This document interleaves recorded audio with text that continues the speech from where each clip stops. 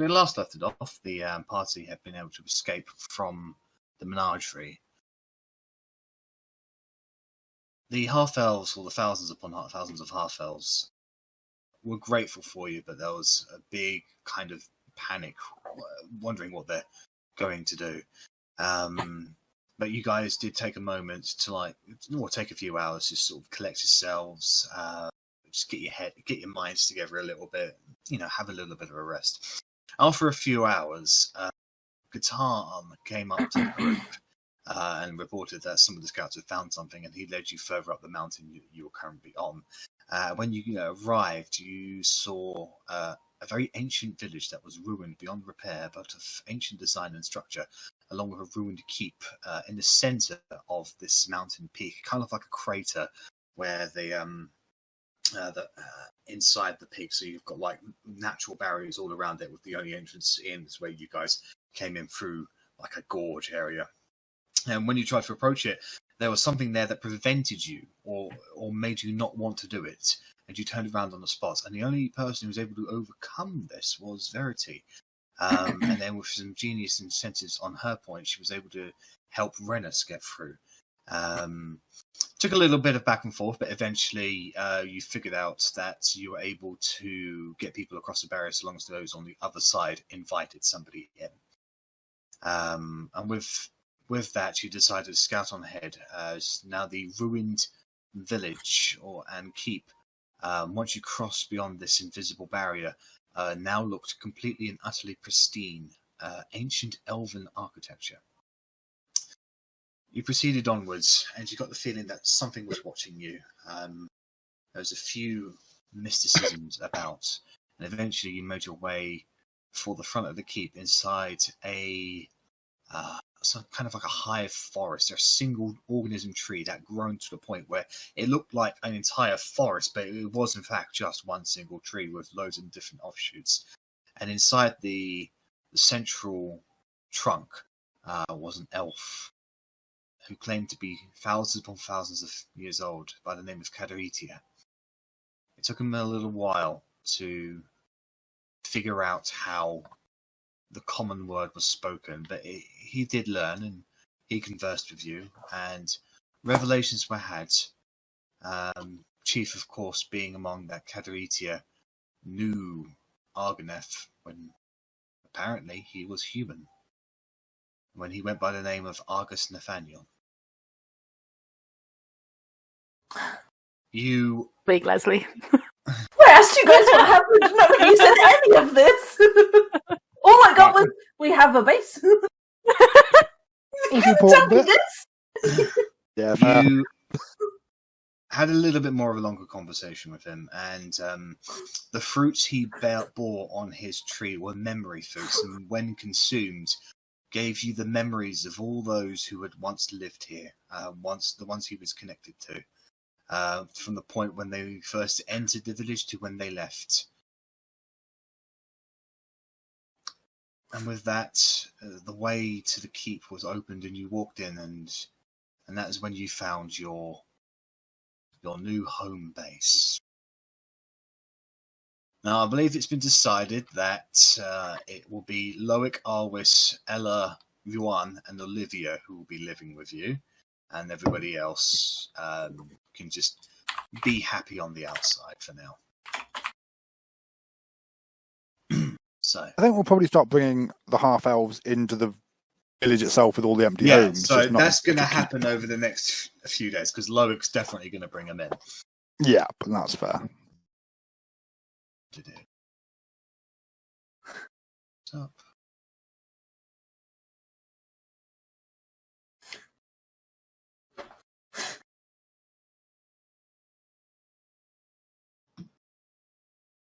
So, as your 3 days of downtime begin, where the half-elves begin to settle into what appears to be Sanctuary, and by the way, is that the name of the village that have you decided? Is that going to be Sanctuary or the Grove or something? Or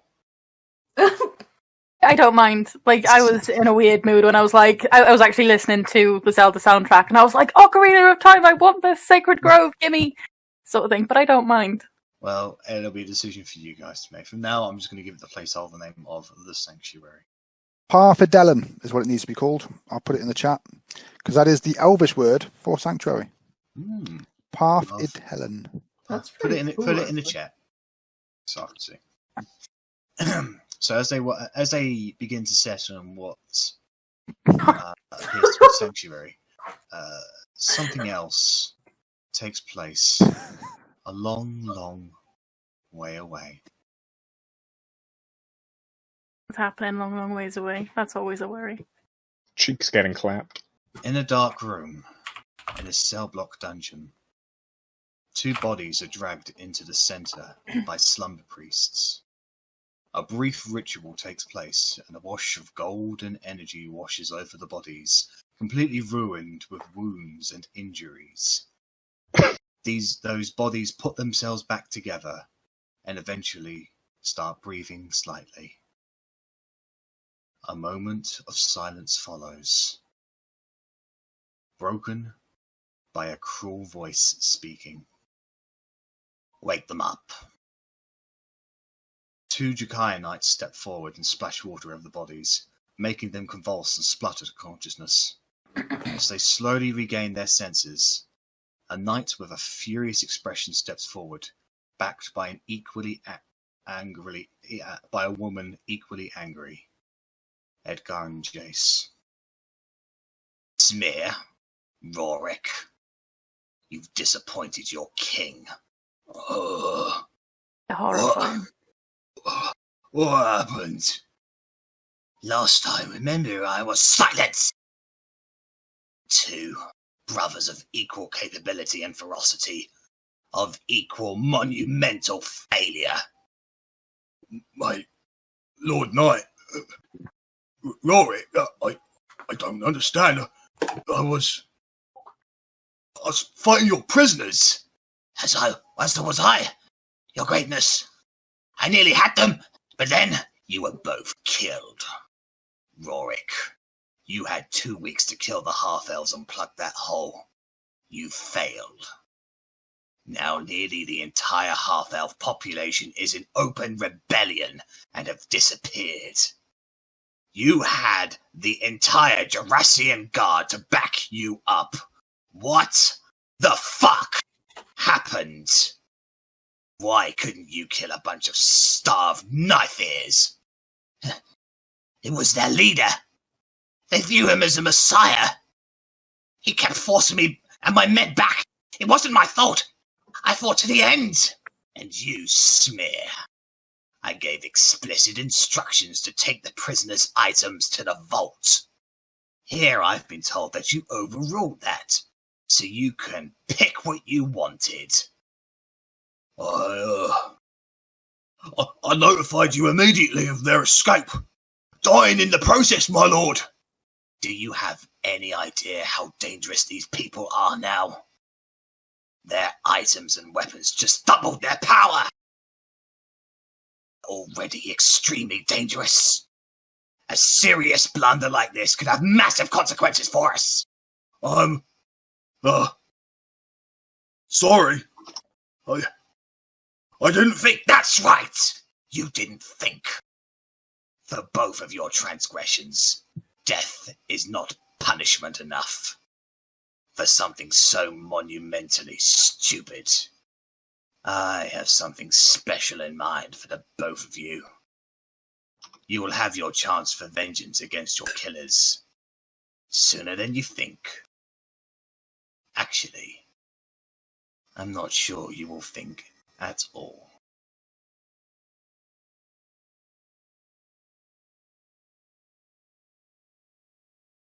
So, what are you guys going to be doing for your 3 days of downtime? Prepare the town, equip it, separate them, get them what their skills are, get them doing what they need to do. Well, I was that writing would be a myself a good list, plan. but then I got distracted by drawing fire. All right. Well, we'll just go in order of where everybody is. So, this is the sanctuary as an overview sort of thing, where generally people have kind of set up really. Otti, what would you like to do in your 3 days of downtime? So I'd like to raid the post room that was in the actual fort. Yep. Just for anything useful, like the odd trinket, like if there's any names or information about who was here. That information is available. There are not names that you would recognise. They're very, very ancient names, long forgotten in time. If there was any record of them in natural history, just would have disappeared. Probably your best bet to find out about who used to be here, who was here, is actually from Cadaritia and the Memory Fruit. Other than that, there are books available inside the keep, sparingly, of course, and they are in very, very ancient Elven language. Really, the only person who'd be able to read them is Verity.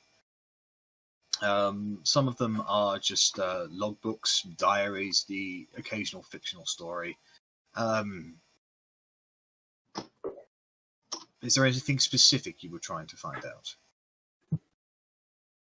More of a case of, like, if anything specific happened, if anything, like, it's basic information gathering to make sure that, you know, the ground didn't open up and eat every single person and it's going to do it again. You get no evidence that suggests that sort of thing. The best you can actually find is that the people who used to live here just kind of accepted Cadaritia as part of the town. He would only make himself known to elders and leaders and important people. But people who lived here generally accepted that this something of a half-immortal, half-fey elf tied within this tree, this grove, was just part of the town and provided a natural protection against those that would do harm onto them. The ground itself never swallowed up and ate them. People actually tend to found it as an honor that their memories would be forever contained within Cadaritia. And some people even look forward to the day that they would pass away, because they know that they will just become part of a circle of life, effectively.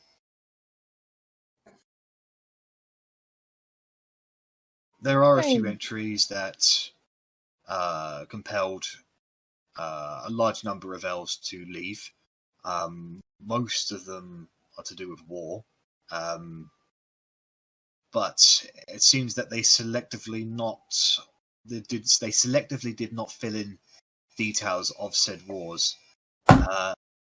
You get, especially with your intelligence, you get the feeling that the reason behind that is because they just didn't want to sully this place with talk of dread and destruction. This place was meant to be peaceful and safe, and some elves took great pains into ensuring that. Oh, interesting. The next thing, I might actually need Arri's help for this. Can we go and check to make sure that the soil is okay to plant things in so that life can start building? Tree man made things. Well, yeah, Cadaritia, when you mentioned that people would need feeding, he seems that some part of the large field that you walked over to get to the village was restructured into tiled and farmed field where turnips, carrots, potatoes, cabbages, lots of natural fruits and vegetables even were already growing. They didn't grow instantly, but give it a few days, there will be enough food here to, feed most of the people here. Quite not overbearingly, but enough to definitely more than they ever had in the capital. There. Would Druidcraft help with that? It helps to grow plants. Selectively, yes. I also have plant growth, so I could, use some Yeah. spell slots on that. Yeah. So we can have one giant turnip to feed the entire. Yes, you're eating just turnip. What about peach? Tomorrow you can eat just carrot, and tomorrow the Very day after nice. just potato. But you get the feeling with Kadaritia's help, and if the party would like to help in this manner, you don't think anybody's going to starve to death anytime soon. The thing I think would be awful is we've put all this effort in, we found this place, and then it's like, yeah, everyone died of starvation. That's not what we want. We want to build a community. So I'm also going to pull 5,000 gold pieces out of the bag of holding. And I'm going to put it in a separate bag to kind of like not give to people, but like put into the marketplace and like start distributing so that people can start making a living and start, even if it's Ella and Arwis who will like go every day and buy stuff to kind of put the money back into the city. Well, there's not really anything like that yet. People are literally just getting sorted. Most of the people are living in tents that they've been able to fashion from hunted animals on the outskirts of on the mountainside, as well as their own basic necessities that they brought with them. The sick and the wounded, and especially the young and the elderly, they're the ones that have been moved into the actual structures in the village. Everybody else deemed to be healthy enough is currently staying in the tents that you can see on the map. Refugee tents, but Loic is definitely having a direct hand in this, in seeing if they can build more structures for this place effectively. Okay, I will pull Arwis to one side. Arwis and Ella, pull them to one side and hide 5,000 gold pieces in the actual fort, just so they've got some supplies, and if they want to go and buy stuff in the coming future, they've got supplies that way. All right, I'm going to make a note then that between Arwis and Ella, they've got 5,000 gold pieces. And this is to be used specifically to drive any business or economy that would sprout up here in the future. Is that correct? That's correct. And, leniency if they've got, they need something that will help in the meantime, Yeah. But in terms of shops and stuff like that, this place hasn't got any yet. Could be on the cards. That's fair. People are quite literally just like, 3 days ago, we nearly starved to death and had a massive rebellion. What do we do next? Sort of thing. Open a Burger King. Let's have a burger. Yeah. over the next few weeks and stuff, people are going to be, harvesting their own stuff and trying to sell it, so that the economy will be building. So yes, this they would will. be useful. Yeah, no, that's cool. Yeah, this would definitely be a very good jump start to it. Do like a small business startup loans to, Probably Almost be to be he'll probably be the only coinage in the sanctuary, actually. So. just this only 5,000 gold just rotates around. I mean, there's some of the more like lucky half elves may have a few gold between them, but like they don't have a lump sum like that. And this is why I wanted to put it into it, so that there is the room for growth to become a bigger town, and then in theory potentially bigger. But if we could at least try and make sure that people are eating and stuff. Oh yeah, no, so in terms of eating, surviving, those needs are being met by Kadaritia, as well as a kindred community spirit amongst the half elves. Okay. I'm going to. First thing I'm doing, I am unweapon bonding from fucking Wilma. She can fucking stay in this fucking bedroom and never ever be seen again. She fucked me over the moment I fucking touched her last time, but she can stay in the fucking bedroom under the bed. Give it to the half elf army. Bye bye. I would not trust anyone with Wilma because she will fuck anyone over. Bye bye, Wilma. You nearly killed Ted. No. I'm done with looking at her. But I am going to try and weapon bond and practice with Flint's greatsword, Mother's Mercy. Mother's Mercy. Okay. So that is that is just quite literally just a greatsword. It has a special design about it. I don't think it had any special properties because I didn't build a handout for it. But let me have a look at his sheet, and then I can tell you if there was something about it.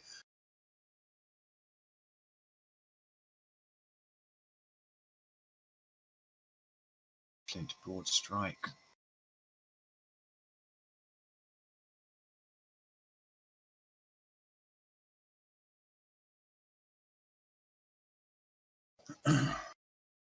So,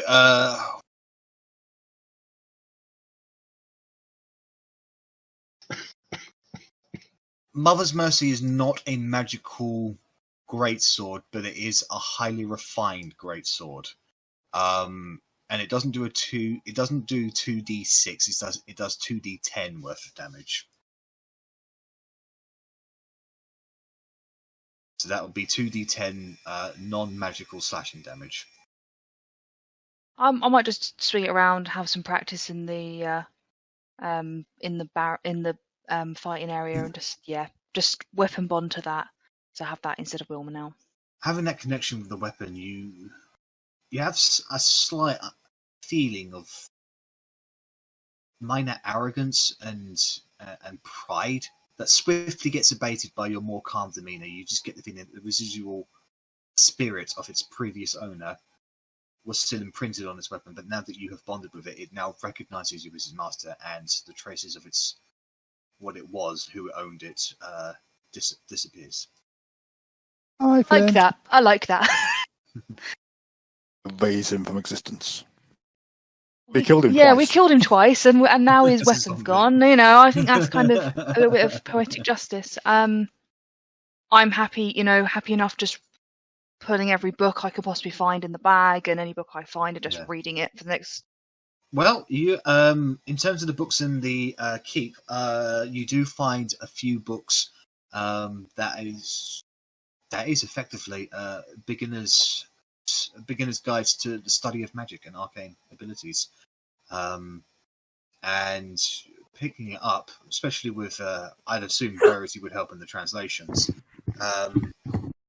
It does take you a few days to get the hang of it, but you pick up your own book and you start translating what you learn from there into words that you understand, like algorithms and depictions and runes that make sense to you. And by the end of it, you've learned quite a few spells, like spells that are clearly known today, but were clearly new in all the range back when these ancient books were written. And you've taken your first steps to becoming a wizard. I'm a wizard. Cool. You're a wizard, Otti. And a full thing good, I reckon. I shouldn't have said that. That's Anything kind of else? it, and just kind of chilling out and messing around with Bella and trying to get the purple out of my hair because I've decided I don't like it. How could you? Rennas, what would you like to do in your 3 days of downtime? Okie doke. I would like to try and organise any of the half elves that have any sort of weaponry, mainly like bows, because that's all I can do to any degree, and set like a little training regimen. So have some guys just practicing, trying to pick out which people have got a specific talent or knack for it, and hopefully groom them to be able to train and help people. So I just want to develop the entire town skill with bows overall, but starting off with just a few people, finding people that would be good to help train the rest of the town. Loic definitely helps out of that, and he will send some of his more hand-picked special operatives towards you, and they pick it up much quicker than most people. You kind of understand pretty quick why Loic selected these people to be effectively his ground terrorists in the bombings of Jareth Jakai, and then they will go on to train other special operatives. So by the end of the 3 days, probably about half of all the special operatives that Loic has under his command, shall we say, I'm going to I'm just going to put a little note saying that they have been personally trained by the great Rennas. Yeah, okay. Nat one. But they will go on to teach others, and then eventually they'll go on to teach the main forces of the main body of the half-elf rebels, like the regular troops. So while I'm going through and training them as well, I'd just like to slip little thieves' cant sentences into some of the instructions I'm giving. See if I get any reactions from any of them. See if any of them have had any association with the tippers. Understand a bit of thieves' cant? No. Loic can also feel you on this one. Any half-elves that were affiliated with the tippers were killed in the Night of Long Knives that were led by Garrick de Blanc. And it was the reason why he left the city to begin with. It was also the night that the tippers were actually kicked out of the capital, which is why they were in a sorry state of affairs when when the campaign first started, because they basically been exodused out of. Yeah, I knew they tried to do that. I was hoping that a few might have slipped through the cracks, but unfortunately, it was very, very thorough. Whilst there were quite literally there were tens of thousands of half-elves jam-packed into this tiny little area of the city, but it's an estimated probably nearly half of all half-elves died in the city on that night. It was a very bloody affair. Okay, well then I'll let this place get a little bit more up and running before I try and found a new branch of the Thieves Guild then. So yeah, that'll be all me then. I'll just be training and helping develop those skills. No worries. Okay. All right. Bella, what would you like to be getting up to for 3 days? I guess I'll be helping with any building that needs doing, carrying big heavy bits of wood and this and that, getting people situated. Helping with the farming for sure, because I can do that because I'm a druid. Your services and skills are greatly appreciated, especially with the transportation of woods. They want to, from Loic's command, he said not to cut down any trees that are currently in this place. Under his orders, they actually venture out into the mountainside and start cutting down trees that are situated around where you first came out. And definitely with your help, I mean, you're high level enough now to basically just log up a big log by yourself and just carry it. And a lot of these, some of them are like rather burly half-elves, that they've done labour most of their life. They just see you walk by with like a log in your arm, just like with a whistle and a skip in your step, and they're like, "What the fuck?" Whoa. And they will actually invite you to partake in a few moonshine drinking games in the evening, as thanks for your hard work. And then you also help out with the farming, so that makes you. They probably actually look to you more in a leadership role, because a lot of them don't even know how to farm. So, I would teach these people. Probably 90% of all these people have never even seen grass before. So they're like, "Oh, what do we do?" So you teach them the core principles of farming. Growing up in Oakenheath, which is a farming village, that is a general skill that pretty much everyone would have picked up, except Korgrin. Mm-hmm. Because Korgrin's dwarves eat rocks; they don't eat vegetables. Mushrooms. But no, I'm a fun guy. Your skill set and your intervention is greatly appreciated, and you become quite beloved by the half-elves because of it. They were fearful of you at first, but you have a reputation. But it's more in the case of the fact that you were human that they were fearful of you. But when you showed them that you were actually just somebody who wanted to help a truly loving woman, they just kind of fell in love with you. Not romantically, but they love you because you're a savior and you're a hero and you're helping them survive, and no human's ever done this for them before. Fuck yeah. And also, when we're getting drunk, I want to dye their hair. With their consent. With their consent. Not make a persuasion roll at advantage. I just want to drink see and if I die. can get someone to let me dye their hair. Let's see. My character sheet's taking ages to load. Come on, someone let me dye your hair.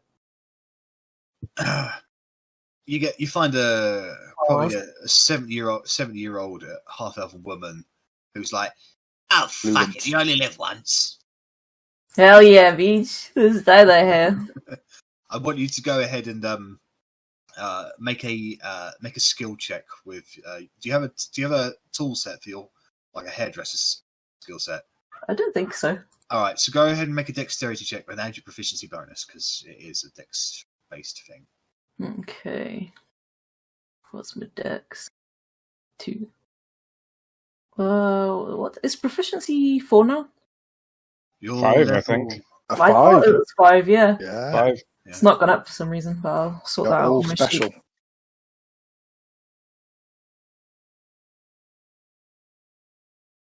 Did that roll? Mm-hmm. Cool. I can't see it. I'll refresh. What are 15. you designing for this old lady? Ooh.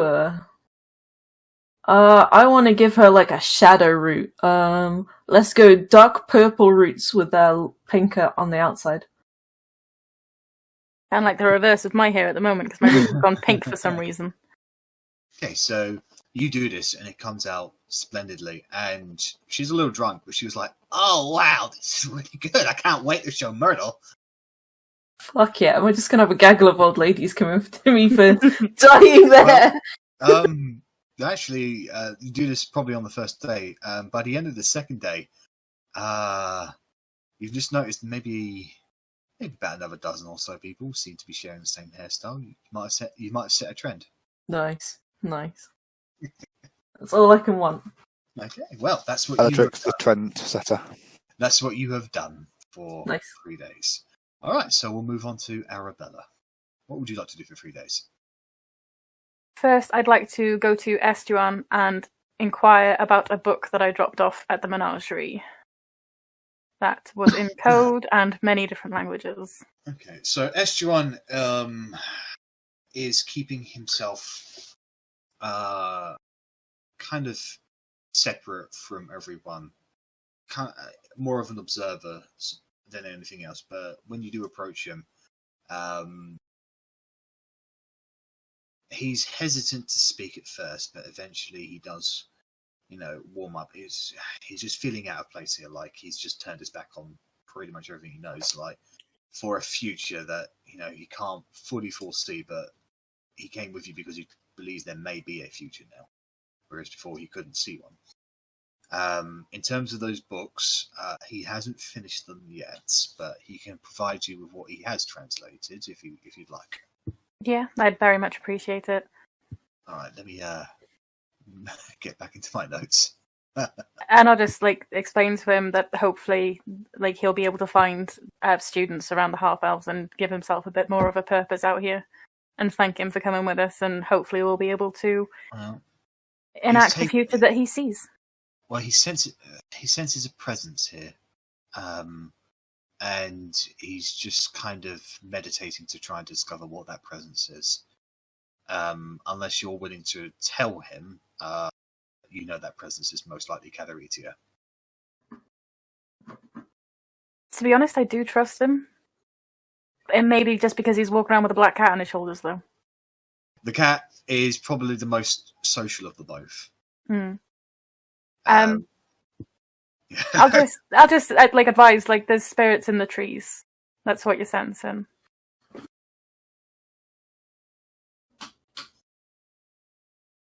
Sort of leans forward and goes, "Are they friendly?" They seem to be so far. I don't trust very easy, but so far they've not given me reason to not trust them. Could have a little look at. What do you think? Perhaps. Maybe. Thank you. In regards to what I've translated, so which books did you give it to him? I think it was literally just the one that was in code. I can't remember if I gave them all. I think we kept the rest. Yeah, because once Verity got her Eyes of the Rune, she could read one of them that was just in a very kind of different languages. Did I ever tell you what that was, or did we gloss over it? I can't remember. It was so long ago that we had those books, Jack. So I don't think we ever knew I what have they the were. books. I have the books listed in my inventory, and I have a list that Colossal Apocalypse is in code, and I gave it to Arri. Yep. So I'm guessing that's the one that you Took to the menagerie. took to the menagerie. I'm guessing it was why Arganeth rose that was in the different languages, because that was the one that piqued all our interest, and I've got no notes on it. Now we have a first-hand witness anyway. We don't even need the books. Guys just told us what happened. All right. Well, I'll quickly just go over the books. But yeah, no, the Colossal Apocalypse is the one that required translating. So it was the end solution that was in different broken languages that Verity would be able to translate. But I'll just give you a quick reminder. So obviously, Kurazal was an aboleth that was more interested in keeping law of things than anything else. Obviously, people who wandered into his lair, he was more interested in. If they were people of interest, he wanted to basically mind control them. So he'd have his slaves, but everybody else was just food for him. Now, Primal Beginnings was an in-depth book that describes the beginnings of most life and how aboleths came to be, how they brainwashed lesser creatures and their natural evolution into the ageless aberrations that they were. The Usurper Gods was a detailed account of the pantheons of the gods, their domains, the forces they employ, and in some cases their weaknesses. The key information missing is how to enter their domains, if you wanted to know that. There was also a small list of deities who were slain when the Aboleth Empire fell. The Machinations of Man and Beast is a psychology book that explains how the mind works in complicated steps, and eventually concludes that animals and thinking creatures only have minute differences in appearances only. The Great Empire is a history book written by Kurazal about the rise and the fall of the Aboleth Empire. It includes day-to-day activities, festivals, celebrations, and significant battles between rivals. They often use their enthralled slaves as their armies. The empire eventually fell when the deities, both good and evil, came into existence, claimed their domains, and under the enthrallment the aboleths had placed over the various forms of life, granting free will and collapsing their civilization almost overnight. The psionic sequence was the one that was more akin to the journal than the others. In it, Kuradal describes the vivid nightmares of the creature's unfortunate until wander close to his lair, how it gave him great delight to drive them to madness. It seems that out of all the creatures he tormented over the years, only a few dozen were ever capable enough for him to consider enthralling them. He does describe how he unsuccessfully tried to dominate Melody's travelling group. And he also obviously made entries about each and every single one of you, including Talion. He could not sense anything from Talion until Arrabella said a few things, and that's when he sort of jumped on the fact that he fears failure, seems to be working. He's breaking, or is Kurazal breaking? Because Kurazal could not seem to tell whose mind was breaking, either Talion's mind or his mind, and that's why he deemed Talion worthy. He needed to know what Talion knew. Looking at this now, it would probably more akin to the fact that Talion had the protection of Arganeth that prevented his mind from being dominated by a creature such as Kurazal.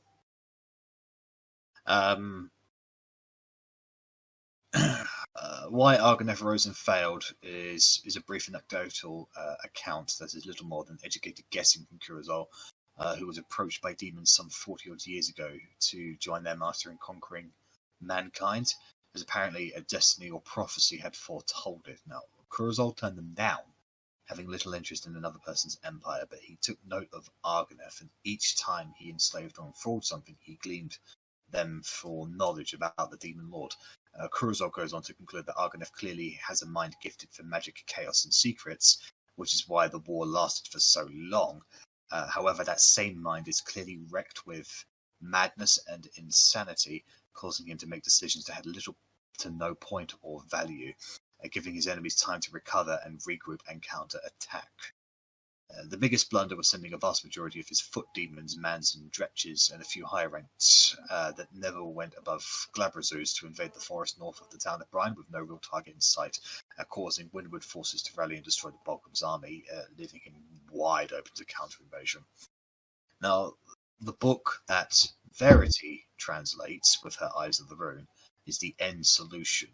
This is the book, out of all the books that you got from Kurzel, this is probably the most chilling of all. It's a 90-page document that summarizes a vow or contract. The language is in Broken Common and a mix of at least a dozen other languages, and the final 5 pages are filled with signatures of apparent aboleths, of which Kurzel is one.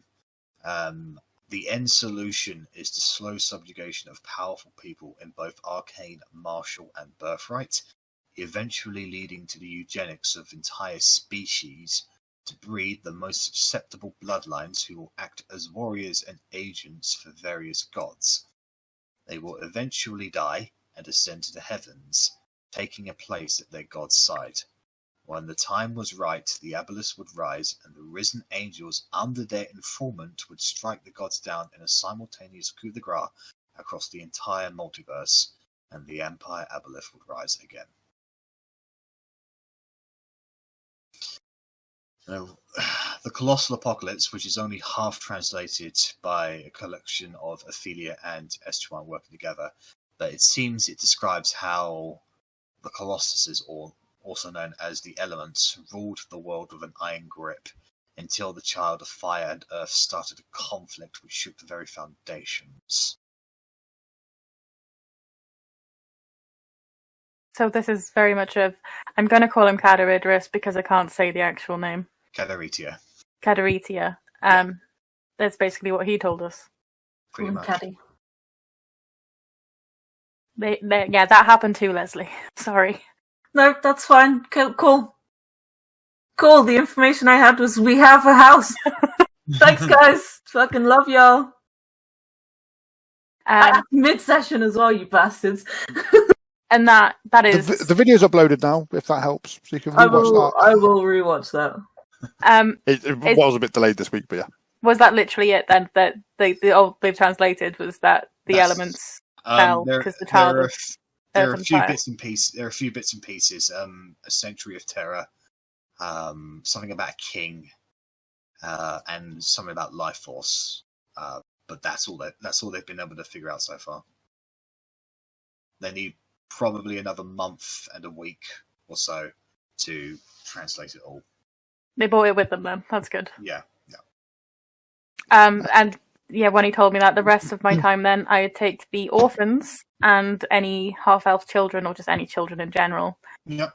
And basically go into the woods and explain. Yeah, totally gonna kill them all. So you know when we went to the orphanage and we told stories, I told stories of the forest. Yeah. So I'd basically tell them again, but with the forest there, and I'd teach them kind of like how to forage, look for tracks, check, make traps, and that sort of thing. I want you to make a survival check at advantage, but use your intelligence modifier. Okay, survival check. Intelligence modifier is actually less than more than my wisdom, so that is fine. So I'm just going to roll survival. It's +2. A natural 20 +2.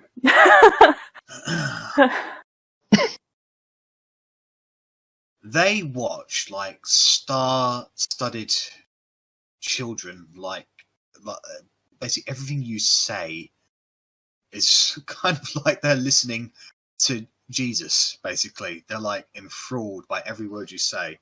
Few of them pick it up. You're definitely able to teach at least probably a good 50 children the differences between, what's edible fruit and what's poisonous. And then they are able to go on and teach their parents that. So you've definitely made a massive impact in out effectively the half-elves can forage here. There are a couple of half-elves that actually really pick up on it. Like, you wouldn't even go as far as to say they're prodigies. Troll explorers. I'm going to no. sneeze. Bless you. Thank you. It's probably not going to happen now. But no, should you so desire, you can take on a couple of gifted apprentices. As long as I can leave them here. Yeah, no, you can leave them. Okay. Yeah, I'll have a couple of gifted apprentices. As long as they know in tracks as well, because that's another thing. They'll, with that natural 20, they'll pretty much pick up whatever you want to teach them. They are prodigies. So in terms of how they work, are you aware of the noble background? No, but I can Google it. Yeah. Well, in the noble background, you get retainers. Basically, consider them mechanically as your new retainers.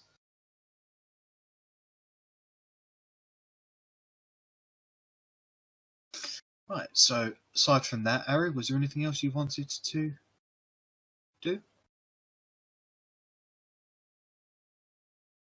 Can't think of anything. Like, there's probably millions and millions of conversations that I really, really should have. But, you know, Arri is a bit of an awkward soul. No worries. Like, she'd probably go hunt Verity down, like have a check out of the tower, probably get zapped by some sort of trap that's been set. She's busy. Yeah. But yeah, maybe help Rennas with the teaching of the archery, see if I can teach anyone with daggers. See if there's any smithies and get them set up in that smithing shop, although that's probably something that Korgrin would be better at doing. You stay out my smithy. Yeah. I raid the smithy and steal everything of value. I castrate you in your sleep. Did I say there was a smithy last week? At smithing station, yeah. Oh yes, in the keep. Yes. Yeah, Yeah. No, I got it. Well, it's there. It's got no fuel, no anything. So it's going to need a few things to get going. But That'll be part of the $5,000 on our first little supply run. I think we'll send some supplies this way. Yeah. Also, start our search into the mountains. Mountains are good for, well, minerals. Exactly. Yeah. But you have enough people now. Especially with the people, your retainers and training people. You can send out foraging parties to see what can be discovered. So, obviously, you tell me when you want to do it. I'll tell you how many people it will take and how long it will take, and then they go do it, and then you go do your thing, and it will be completed when it's completed. So, think of them as background quests.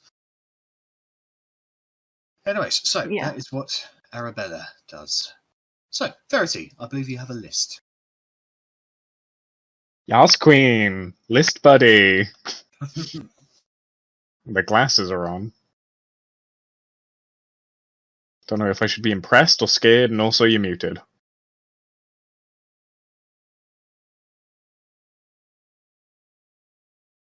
She's her camera is freezing a lot for me, and I'm not really hearing her at all. No, I haven't heard anything. No. Doing the glasses push. Love it. Verity, can he hear ye? I can hear her through Roll20. I can't even hear her through Roll20 because I've got she's just swearing a lot. Voice disabled in Roll20.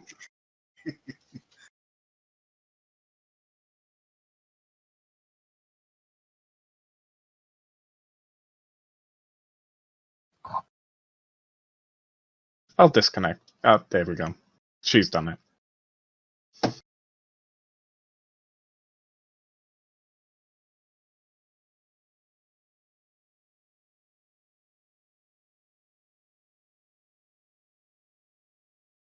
Nobody's reacted to that. I can hear you.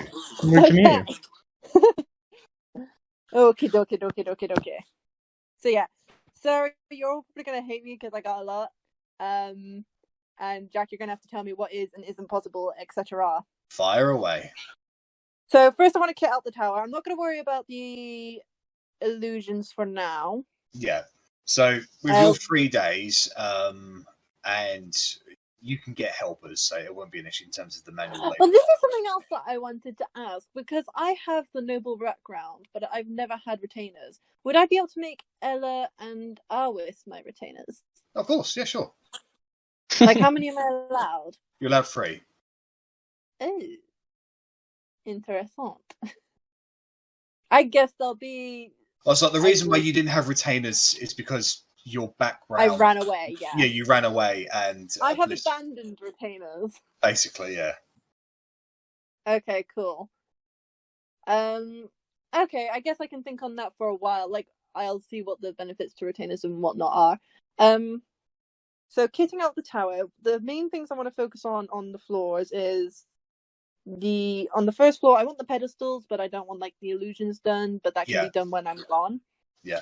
I want 2 large suits of armor, like specifically the size large suits of armor by the door, and then a medium-sized statue of Steve on the other side.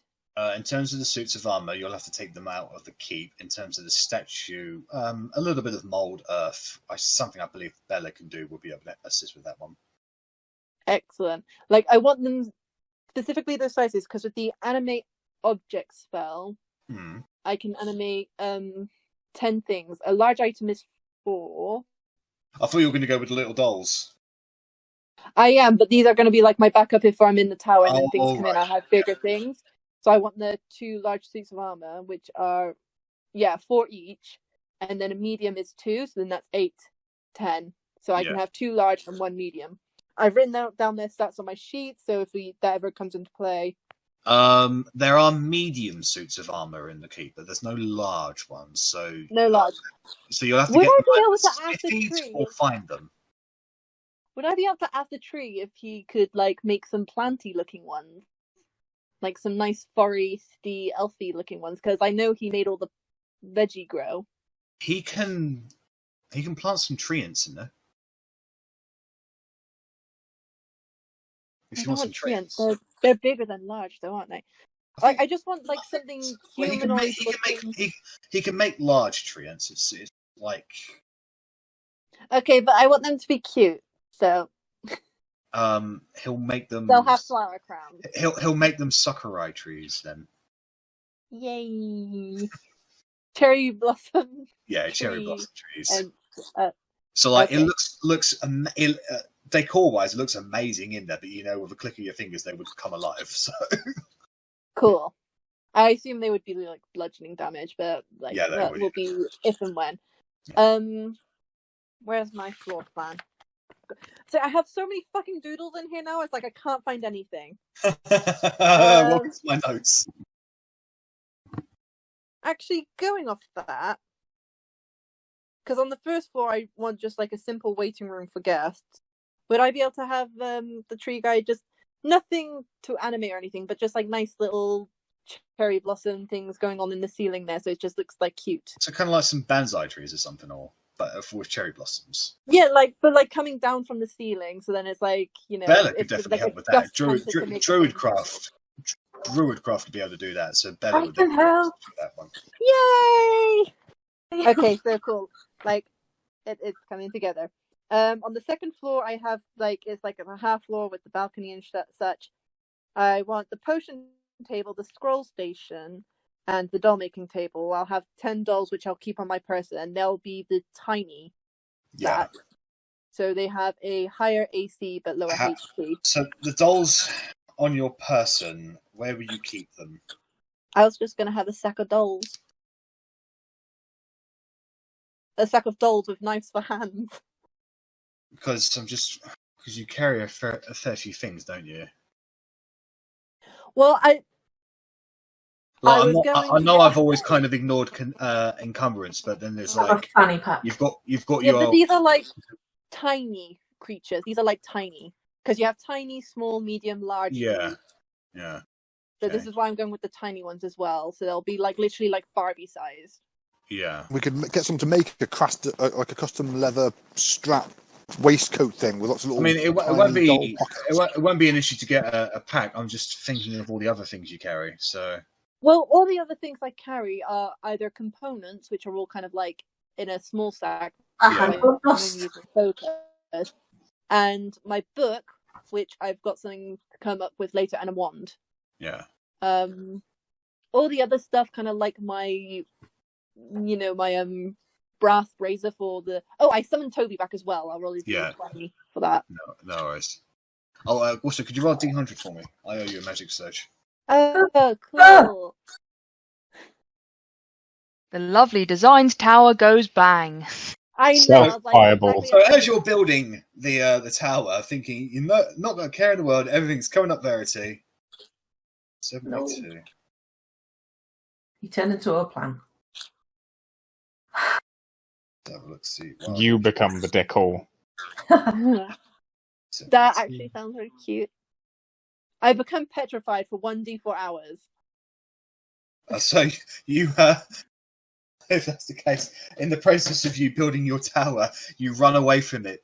You were terrified of your tower for. I become petrified. Oh yeah, Petrified. petrified. Isn't that frozen? Yeah. So because you're working alone. All right. No. So on the second day, Arwis and Elle come screaming for Otti, saying that Verity's turned to stone. Oh, I'm like in the middle of God. moving furniture as well. Like I'm just there, like crouched down, like halfway through trying to lift a sofa that is obviously way too heavy for me. Just like I mean, we can gloss over it, but you got, the party gathers together and basically collectively scratches their head and kind of laughs. A restoration spell would cure it instantly, but it really depends on whether or not you want. Toby lands on my head at some point and shits on my shoulder because I can actually get around to using one of my new cantrips and just send a message to everyone and just be like, yeah, just like individually, like, Verity is stone, please come help. Verity is stone, please come help. Verity is stone, please come help. You can reply to this message. yeah. You cannot reply to this message. Something new I wanted added to this floor that aren't in my notes because like I didn't realize Otti was going into wizard. I would set up like a little desk for her to do her wizard things. Yeah, that's absolutely no problem at all. If you want. But then, then there's the bedroom platform. And instead of working on a plan for a circle, because I'm going to get teleport soon anyway. Yeah. I might turn like the roof into like a prison for war criminals. Throw Rennas in there right now. For like special enemies sort of thing. If the next thing goes well, because I do want to talk to the schools of magic heads and ask them whilst we're gone if they can put some kind of enchantment on the tower. So should I explode, it doesn't completely destroy everything, like it remains contained within the tower. So things can still come in, but like shit can't get out. I'm just gonna have a quick look through their spells. I know we didn't get the fucking abjuration one, which I'm pissed about. Yeah, no, the abjuration would have been the best person for that. So I'm just gonna have a quick look at what they can do. Catan can make dead people. That's what he can do. Yeah, that's literally a shtick. Catan knows his brand, and I can respect that. The man likes brown sauce on everything. Ew. Yeah. Exactly. Oh.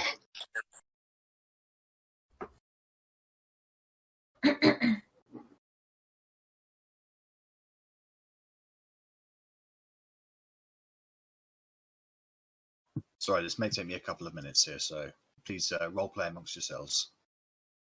Okay. Another thing, actually. We'll get to the next thing. Sorry, I just want to focus on this just a second because there's a lot of information to go through here, and I mean, one thing I wanted to do was if we're knowing that Otti's going into wizard, I'll approach her at some point and offer you whatever you want out of Kane's books, basically, because there's no point in hoarding knowledge, not with someone that we trust. Oh, do you have a focus? You trust Otti? She's arrested me a dozen times. That's exactly why I trust her. I don't know. What would you like a focus, or would you like to do the components, Otti? Because I have my medallion, which I used for my focus, but now I have the wand. So if you want the medallion for a focus, Can you reuse focus? Yeah, like anyone can use the It's an focus. item. Well, I believe you picked up a whole bunch of crystal balls which can act as a focus. So I have a crystal ball, a really big singular crystal ball, which I'll probably leave. I'm worried that I'd smash that. That's the problem. If I just go raging and just like smash someone in the face and just break Otti the it. Raging Wizard. So, I mean, like my original one was just like my training one I got from my aunt, so it's a beginner's focus. Oh, I still had training wheels on.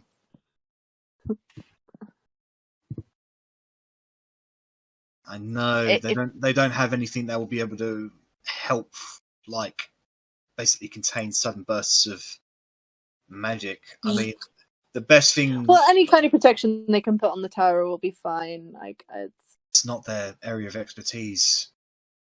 You really need some abjuration magic or something. Just make it all. We're gonna have to start working on trying to get Rosie on our side. Yeah, I mean, Ophelia. God damn it. Ophelia, the best thing she can do is like maybe make a magnificent mansion for you, but I waste so many of my rounds convincing you to join us, and you're completely fucking useless. Damn it, Ophelia. Well, she can.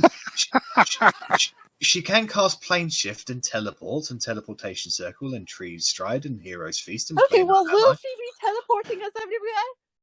I don't think so. It depends if you just make the tower exist in a separate dimension. So as you go through the wall, as you go up the stairs, boom. Depends if you ask it nicely enough. I need a keychain that says Numpty's Taxi. Also, it will become pretty evident early on that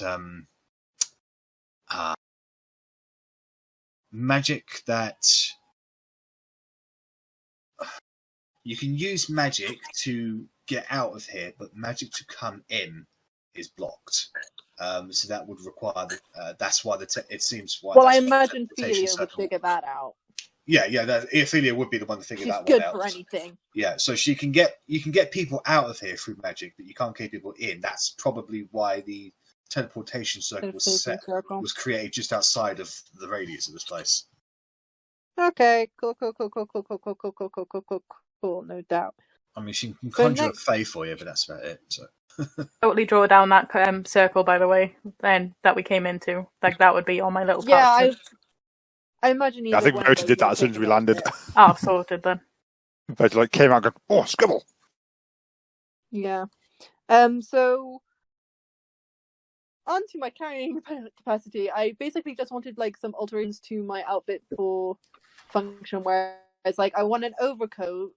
So should we go into a city, I can disguise myself as kind of a poorer child for disguising purposes. So Rennas would probably be the best person for that. Actually, if you're gonna do it physically, Rennas would be the best person. If you want to do magic, disguise self would be easy. No, I just wanted a physical coat. But I want it to be because I have an actual coat where I can feel fit books into the inside pocket, so I want it big enough to have to be able to fit my tome in one pocket and my components in another pocket, and then my dolls busting out my side pockets, and then I want my wand attached to my hand bracer. Yeah. So I don't have to hold my wand because I feel silly holding the wand. I just want it attached to my bracer, so it's I want you to make a tinkering check, please. Do you have tinker's tools? I don't. Would I be able to find someone who does? Tinker's tools would be available in the tents, but I want you to go ahead and just roll a d20 for me. Don't add anything to it. I was gonna say, if it's not something I'm proficient with, so I'd ask someone to help me with it. I would happily assist in anything. Yeah, no. This is more of a luck roll here, so yeah, that's fair. Oh, it's not very functional, and you need maybe some more equipment, like proper tools to get it proper functioning. It will be easily doable in any other town. It's just this place, which has a significant lack of that kind of stuff, would just make it a little bit tricky. So okay. And I assume we have teams of people who will be leaving the area to go to nearby towns to get magical supplies to bring into this town, right? That decision has not been made yet. Lower Okay, well, just organising people. I guess it would be like towards the end of the third day. That would be my thing, where I'd get the people who seem, settled but not really eager to be doing war work to just be like, go nearby towns. Get magic. In terms, I just want to go back in terms of your prison on the top floor. So here's what. So you're not going to be able to make it in the 3 days what you have, but I can give you. You can make the blueprints of what you'll need. So you'll need a proper smithy to build chains and such like that. You'll need an arcanist. She dropped out 2 seconds. Of course. And they're back. Can you hear me, Georgia? Still can't fucking hear. Georgia, can you hear me? I think they said that they can't hear. Can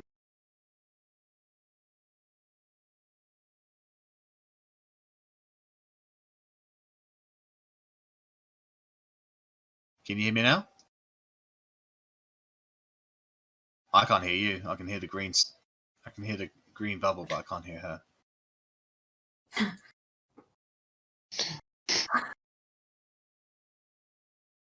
Oh man, screw her connection.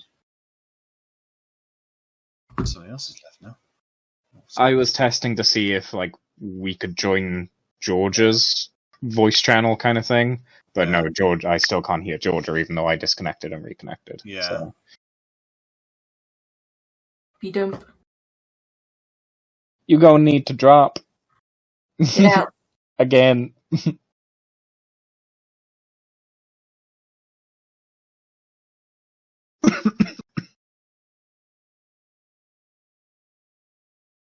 God damn it! I can hear you. Fucking hell. I love it that when you come back, it's always cursing. It's consistent. Terrible, at Georgia. least. Innocent little mind is being warped. So So innocent.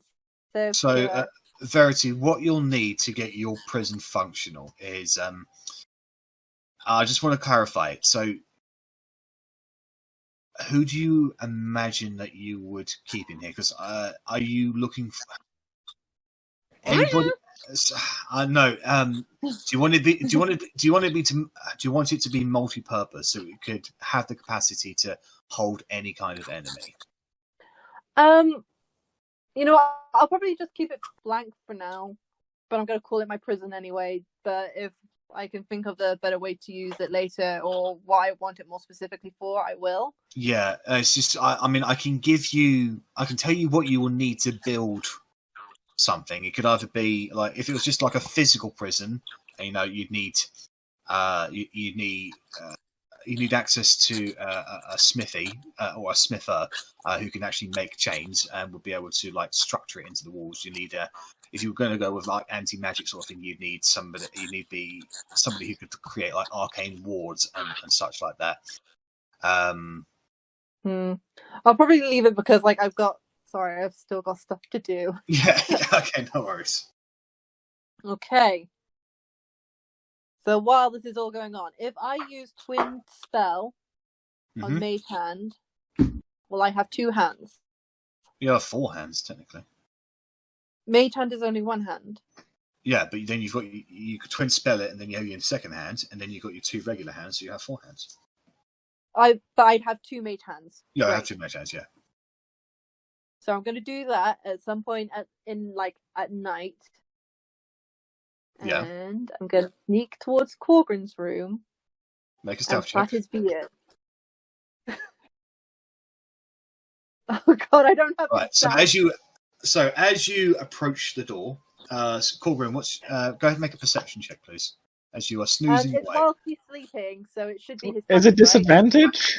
No, if it's your snoozing. So what's your passive perception? 18.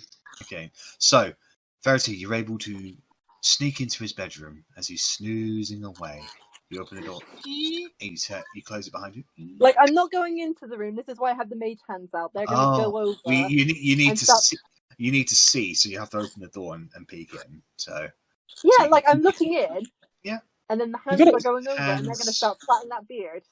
I want you to make a sleight of hand check because it's right up to his face. Okay. And Korgrin, I want you to make a perception check because it's your face being touched with. So that's a 6. Is this a disadvantage to give Verity a chance? No, it's against your face. So it should be a regular perception. Why is mine doing? Everybody wants this to happen, Korgrin. Just let it happen. Shh. I'm trying, but I'm a Turn this perceptive brain man. into a murder.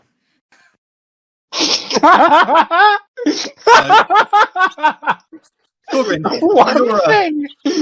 Korgrin, you're snoozing away, and then you feel a little bit of tickling in your beard. Stop it!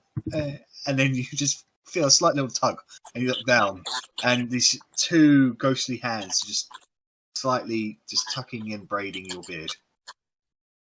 I quickly make one of the hands tuck its fingers up his nose, and I run away. I would have allowed it, but okay, you decide to give me a nasal assault. Korgrin will I didn't remember know if he'd this. allowed it. You just hear the pitter patter of feet running away as the hands shove their fingers up your nose and disappear. Oh, I So, wonder who one that down. was. I sneezed down. violently. Next, Right. whilst Bella is out working in the fields, Yep. I'm going to sneak into her room Make a and Stealth check. using magic mouth. So I roll a d20 for when I ritual cast magic mouth. yeah.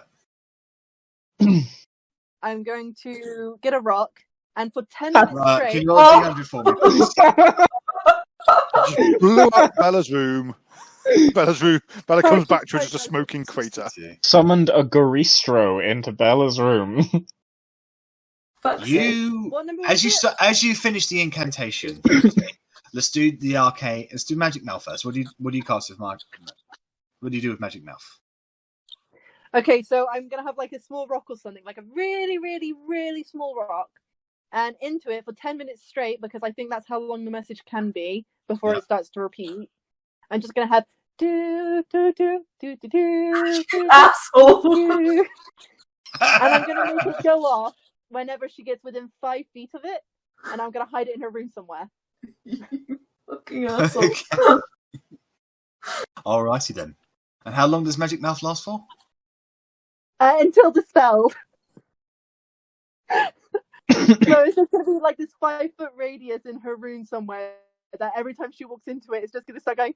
I think the more likely outcome is that Bella's going to come up, pick Verity up with one hand until you dispel it. Or Spell Korgrin can do it. I Korgrin can can spell dispel it. magic. Not gonna be in a Yeah, room. myself. But are you gonna know it's magic? It could be. So- I'll pick up and be like, the fuck So- is this? What is this? Verity, you smile insanely as you finish this, and as you smile, you feel slight little twings in your teeth. You reach up. You've grown fangs. Could be worse. Oh shit! No! What You have- number is it? It's 62. You a vampire now. Can you roll? Can you roll 3d4, please? You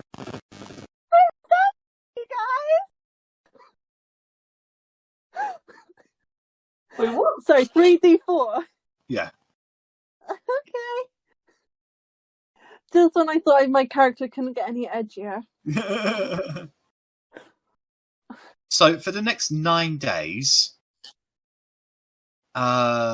if you drink the blood of any creature, you gain 3d6 temporary hit points.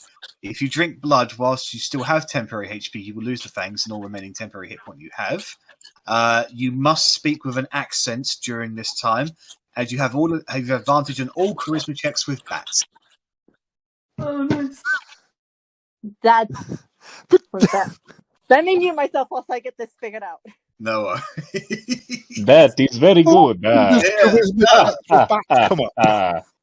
That Oh, sounds my bad like a minions. fantastic idea.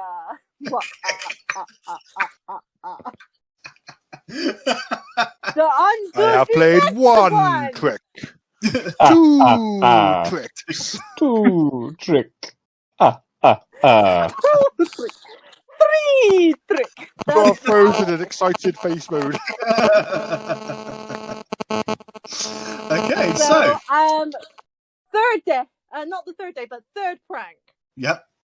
I'm going to again whilst Rennas is out. Yep. Sorry, my phone's being weird. Whilst Rennas is out, Yep. I'm gonna sneak into his room. Yep. And using the hand of Steve, rearrange all his furniture. Roll another Everything's just D20, going to be in the please. wrong place.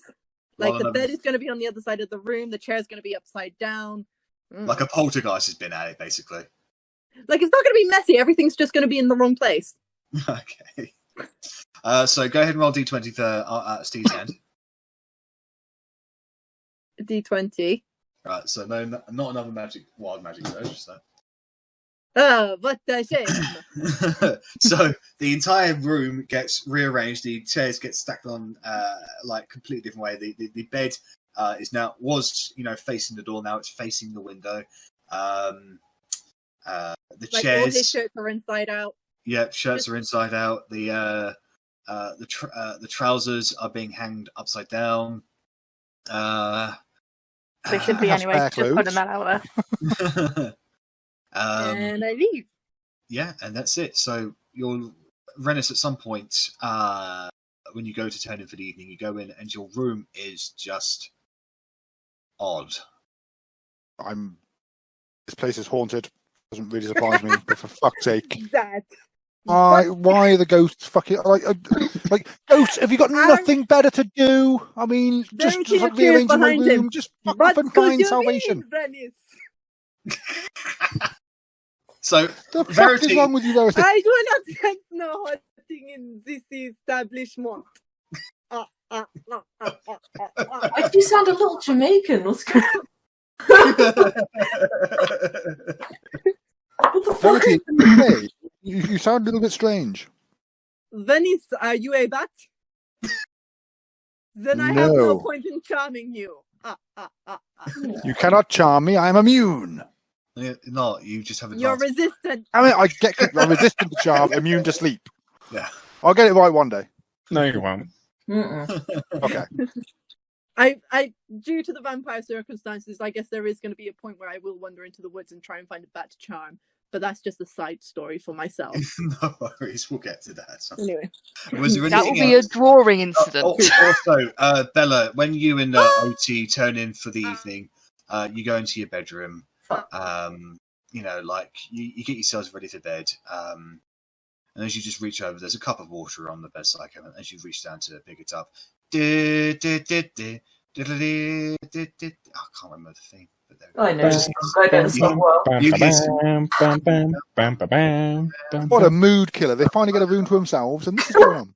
So there's just music that just plays. And does it play for the full 10 minutes, Verity? Yep. She's Verity's disconnected She's gone, but it does. again. I know her well enough to know it plays for However, it is in her mouth. It's in her voice. It's her voice. Oh, can I try and find it? It's not something that can be found. I little pebble, can't so- look for it. Yeah, it's a stone. Oh, yeah. Go ahead and make an investigation check then, please. Me. Bella, shut up! I'm trying to sleep. Not me. Why are there 3 nat 20s? I've been, but as in that 20. It takes you a few annoying minutes, but you do find that this tiny little magic mouth that resembles Verity's mouth in many ways is imprinted on probably the underside of the bed frame. Oh, I cannot hear you, Georgia. I know you're No. saying things. And by the fact that you crossed your arms, it means you said it in the vampire accent. But I don't know what you said. I'm fairly sure I heard a very quiet fuck's sake. Yeah, I can hear her roll 20 very, very quietly. She's just screaming and yelling.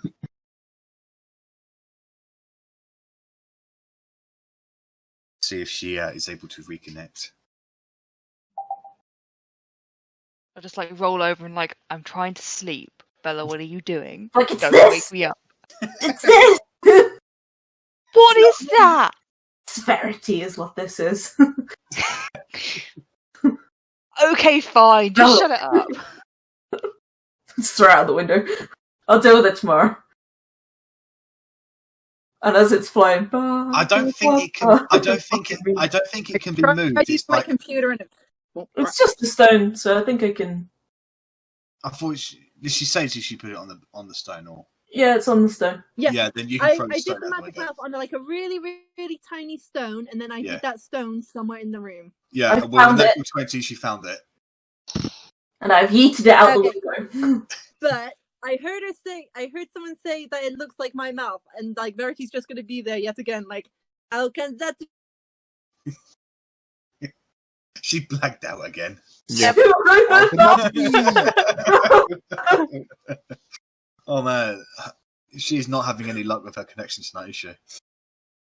Nope. No, it's really fucking bad. Oh, I heard that perfectly. Yeah, I heard that. Alright. I'm gonna throw it Of out the course. window so it's like the fucking meme. The stone is just like going across the night sky. Wait, has it been the spell? Has it been the spell? Verity, I would like you to make a nature check, please. In nature. Yeah. Not OT, Verity. Okay. Oh, sorry, I thought you said me. Quick question: was the magic mouth dispelled? I didn't dispel it, so anytime I walk within 5 feet of that stone, wherever it lands, Yeah, I was gonna do that. I like to So- think that you and Otti go out for like a nice little picnic, and then suddenly it's like. The local birds do not learn the song. No, Aww. that would Why be do I keep so rolling annoying. out like 2 dice? Because you're rolling at advantage. Advantage, you dumps! How long have you been playing But this it's game? on normal. You may is- have a Why setting not? in your character sheet, which is put it to always roll at advantage rather than with the toggle. Oh yeah, have a quick look at that actually. It's It's, on. probably- Probably Oh, next to spells, it's probably that cog. No, I have It is that on cog. Advantage toggle. I have advantage toggle. Yeah, it's on advantage toggle. Yeah, it was Which on is, like, always you know, roll advantage advantage there. I advantage. saw that. Like that was me checking if it was on the right one or not. But like that's the one I had it on first. Yeah. I mean, it looks fine to Maybe I me. just- I'm just gonna...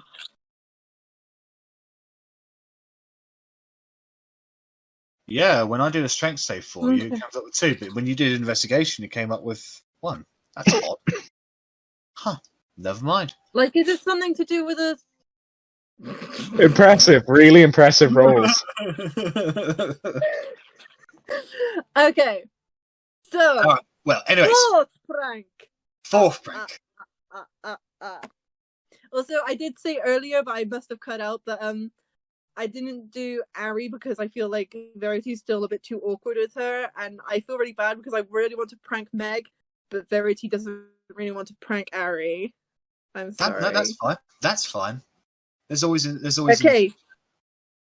So when because like I was trying to do this based on what you guys were saying you were doing, except Korgrin, because obviously you haven't gone yet. But me and Otti are reading books together at certain points, right? Yep. So I'm gonna make it every time she opens a book, it makes a fart sound. So it's like, Otti, how would you? You're trying to study the new ways of the wizard.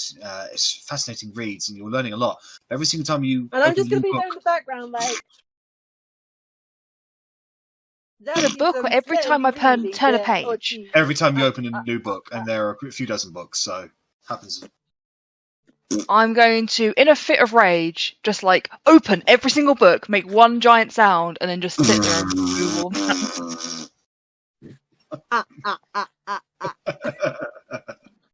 And just glare across the room, just like slowly turn my head and just glare at her. I'm like, and just turn back and just like keep all the books open. Don't shut a single book, but just like move the books around strategically. Oh god. Otti, Okay. you don't know the temptation to cast animate objects to make all the boats open and close at will for a whole minute. It would be a fun orchestra. If you'd like to roll the dice again for Wild Magic Surge, I'm more than willing to let you do it.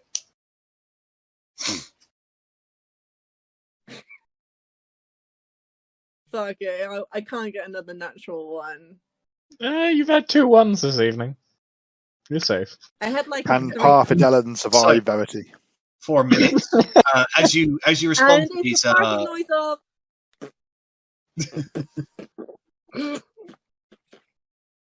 so It's cute. for a minute, the books that you're reading, Otti, suddenly come alive and open and close at will. And every time they do, it seems to have the symphony orchestra in fart sounds of that awful music that woke you up last night.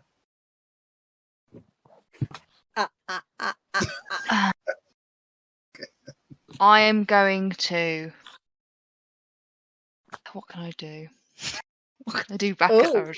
Rage. I'd say at this point you've learned your cantrips at this point. Yeah, it was one of the cantrips I was looking at. I'm going to minor illusion. I'm going to minor illusion a little dog just to bite her ankle. So as you're sort of like chuckling away at this Verity, all of a sudden a little Yorkshire Terrier just appears and is going to bite your ankle. Doesn't make a sound though. I mean, no sounds, just repeatedly trying to bite her. So this. Can I insight the dog? Well, as it tries to bite you, its fangs, its mouth just kind of phases through you a little. I was like, we have yet to go over my illusion. Yeah. Do you know what? Fuck this accent. You're the stuck worst like part. this for 9 whole days. 9 whole days. And this 9 whole this happened on the first day, so 1, 2, 3, 7. So yeah, when we get back to like the adventure, there'll be 6 days of this left. No. No. All right, Every so, morning everyone wakes up to the sound That's like of 6 months Day worth. 2. Verity, is there anything else you'd like to do in your 3 days of downtime? Well, this is going to be hard now because I have the fucking accent. The Verity's been really nosy about Bella and Otti. So again, whilst hanging out with Otti, it's just going to be like, so, Otti, how is it with thy betrothed? I'm so bad at accents. I'm so sorry, everyone. I'm so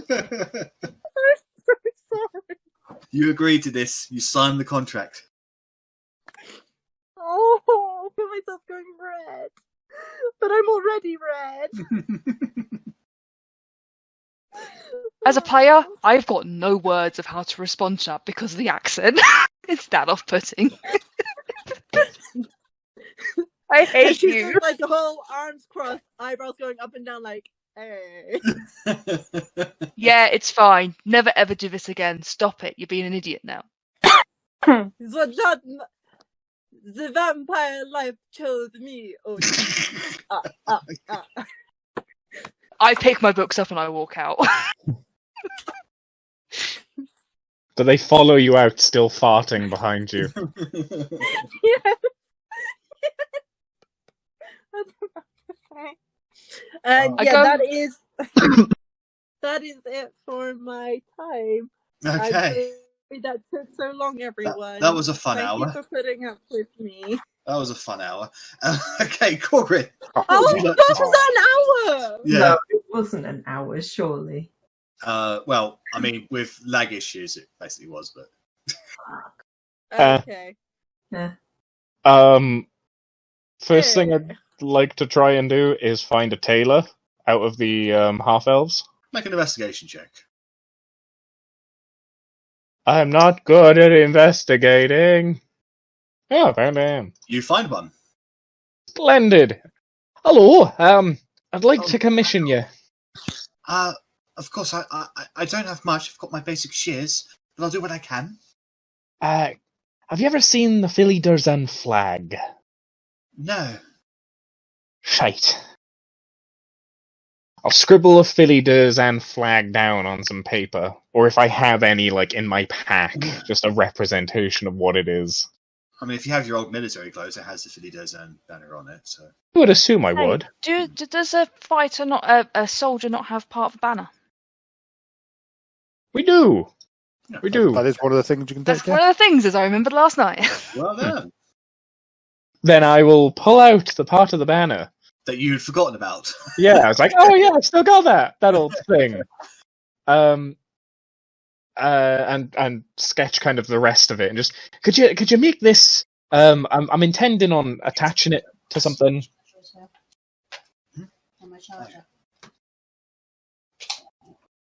Sorry. Sorry. Get a Parf Edhellen flag too. We'll get Verity to design one. So yes, he has a look at. Is this?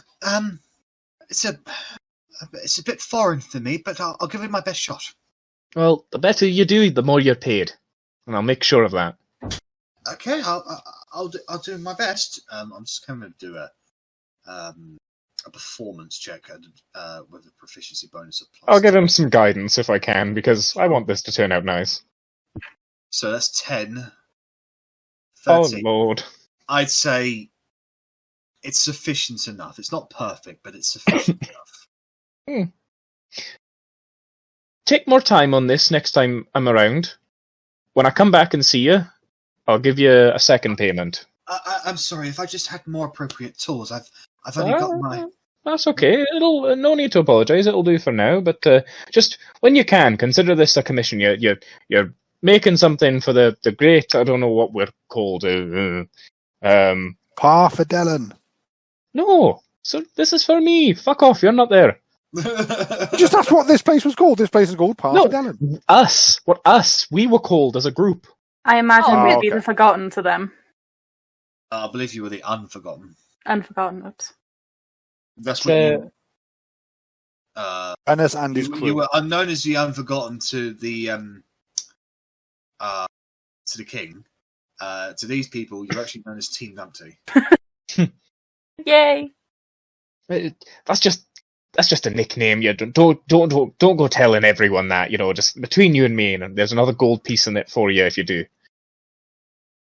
Okay, sure. But next time I'm expecting perfection. I'll certainly give it my best shot. Sir. Thank you very much. And I'll take the decent attempt at a flag, a banner. I'll see if I can scavenge up any coal as well, either in the nearby flatlands, because coal is quite surface level, or it can be. Flatlands is a few hours away. Well, by flatlands, I basically mean the outskirts of the. I want you to go ahead village. and make an investigation. All right, either investigation or survival. Your choice. Survival, 100%. It's every time survival for me. You are actually able to find a few traces, a few bits of coal. Enough to get a forge going for maybe half hour? I'd say so, yeah. Splendid. I'd like to try and fashion something. So you're going to have to use your imagination with this. So imagine a flag stand. Yeah. The pole. So yeah, you've got the kind of central piece where the flag would fit itself in. Yep. But then imagine that being attached to the back of a piece of armor. So you'd also need some kind of brace, bolts, or rivets on each corner. So pretty much something like what that. I'm thinking what Durinor had. Durinor? What did Durinor have? He had like one of those old Japanese samurai banner flags on his back, but he had 3 of them. Then yeah, let's go with that. If he's not invading, but We're being attacked. I'll get him out for you. So you probably can't see it very well, actually. But I can see that. I can see the 3 Yeah. prongs on the back of him. Yeah. So yeah, basically something like that. Something that I could then attach to the Wade armor, hopefully.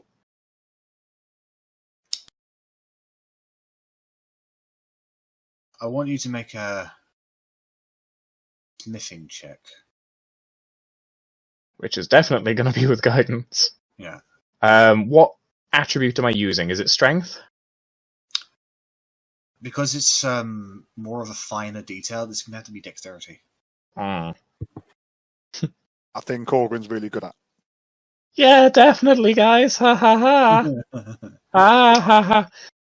If we're talking precision, could I plus 10 this then? What, with channeled affinity? Yeah. Can you do this with skill checks, or is otherwise attacking? Well, no, it would be a No. flavor thing, you know. Then no, sorry. Yeah, it's just when you make an attack roll. It's because Yeah, it's a guiding sorry. hand. Okay, so it would that's what guidance comes from. That your guiding hand is guidance. It would be D20 plus proficiency plus D4. Yeah.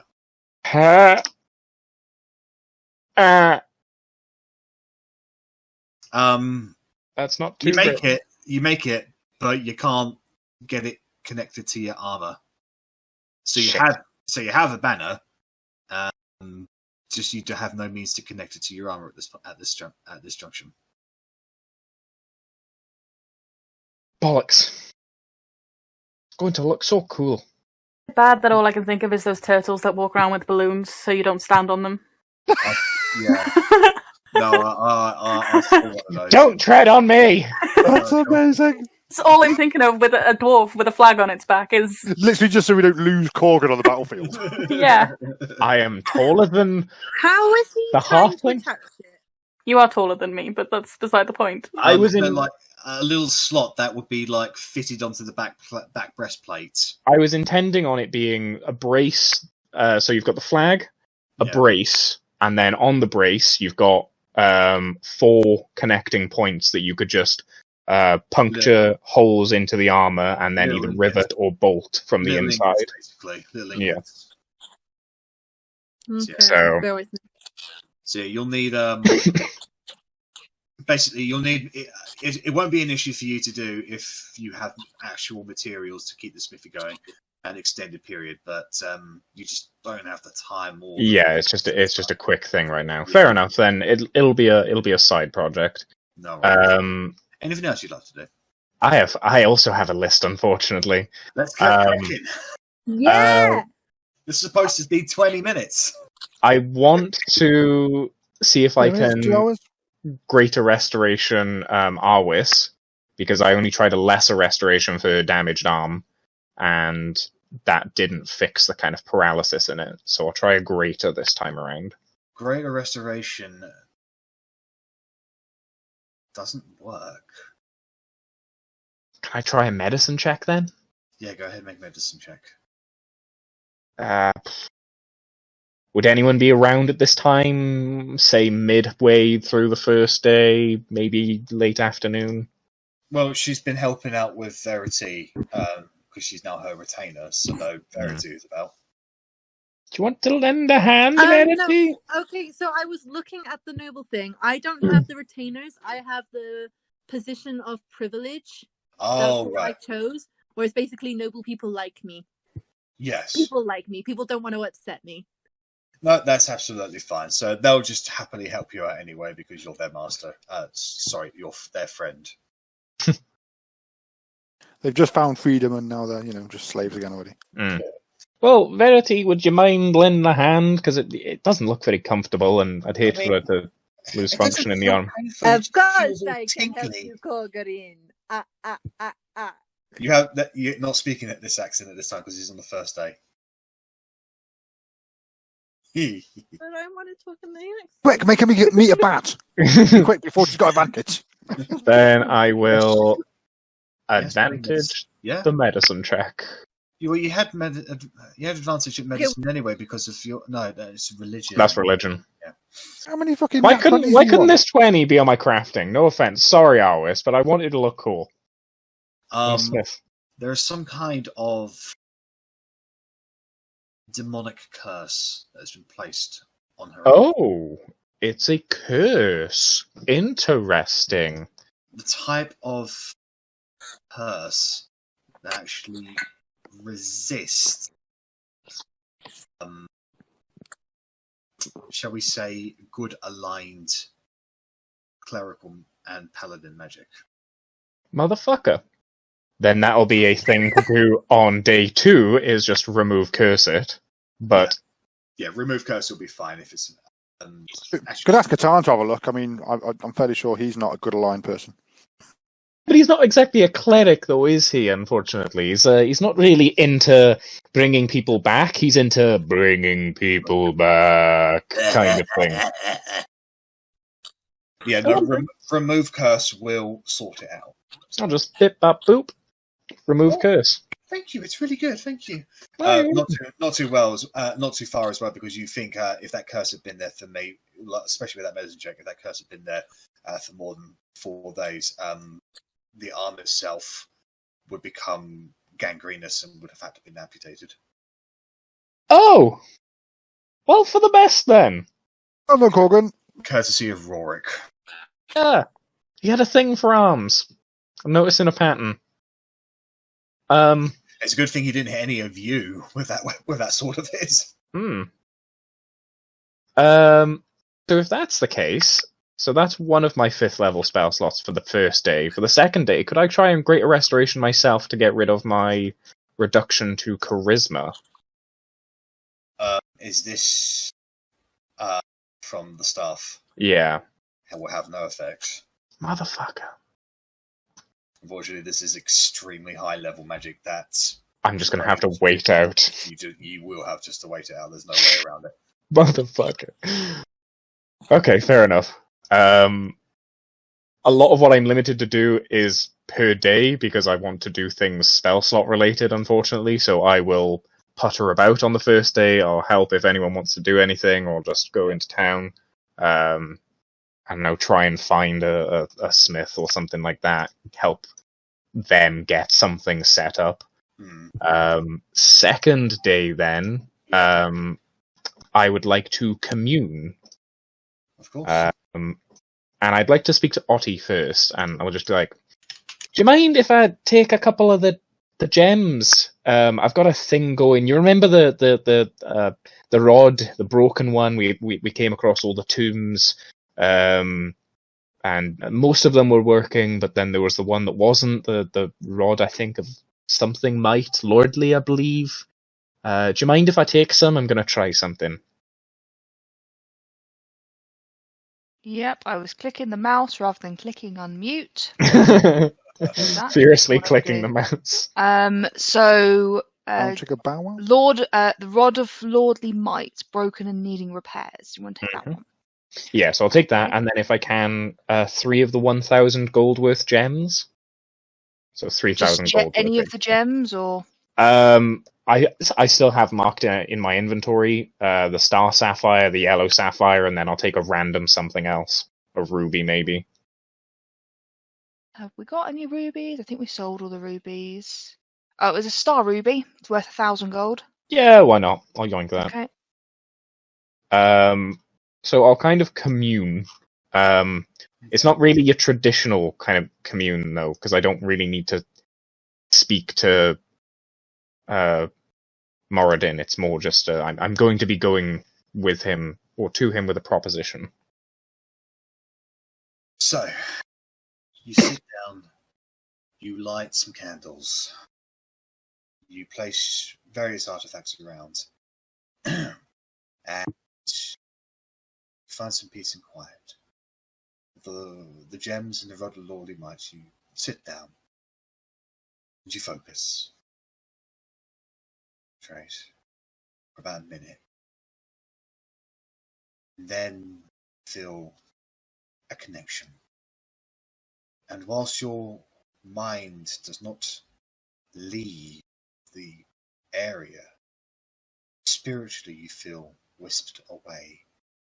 A place of peace.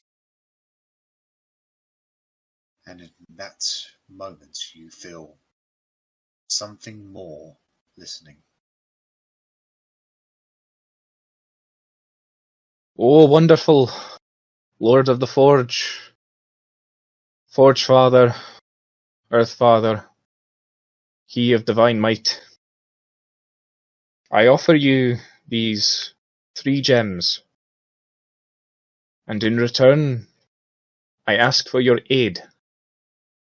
I ask that you restore what is broken, and possibly take what is dark and necrotic, and make it light and radiant. Please restore this weapon, this instrument, so that I may be a better instrument for you on this plane. And I will ask him, basically, if he will restore the Rod of Lordly Might in exchange for the 3 gems. In layman's terms. You do not see anything, but you feel a presence, and it whispers into your mind. The tribute is lacking.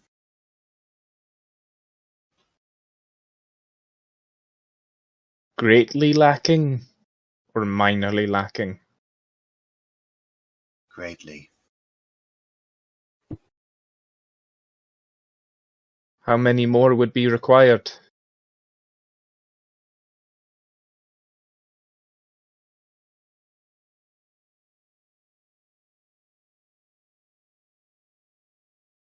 Unclear.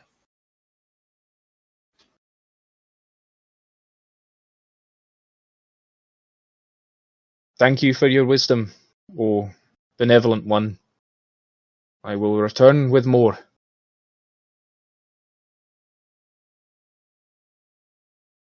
I want you to make a religion check, please. Do.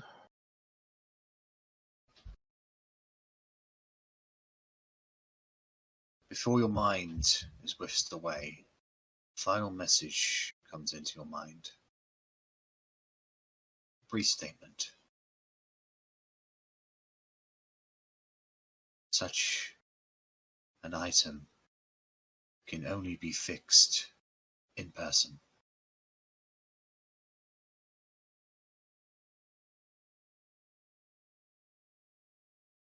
Oh, interesting. And with that, your mind is brought back, or spiritually, you are brought back into the room. You take a deep breath. You smell the various scents of the candles, and the presence that you feel watching over you. The gaze drifts elsewhere.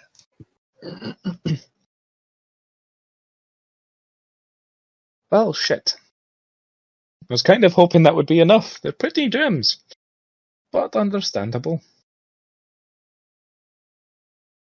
Take a moment. Suppose I should probably get this over with. And I'll reach into my pack and pull out a little crystal ball. And I will cast Scry as well. And I will be scrying on Mother Dearest. Okay.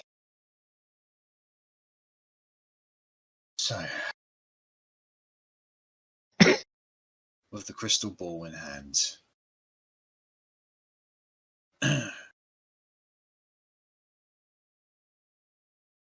focus.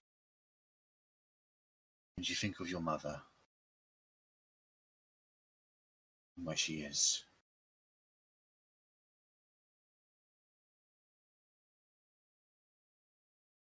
And the spell fails.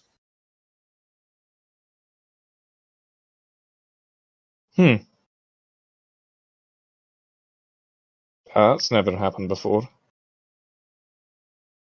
You just could not get a connection with your mother. Hmm. You have heard of this before, like, it's never happened to you, but 2 possibilities. 1, she's no longer alive. 2, she's on another plane of existence.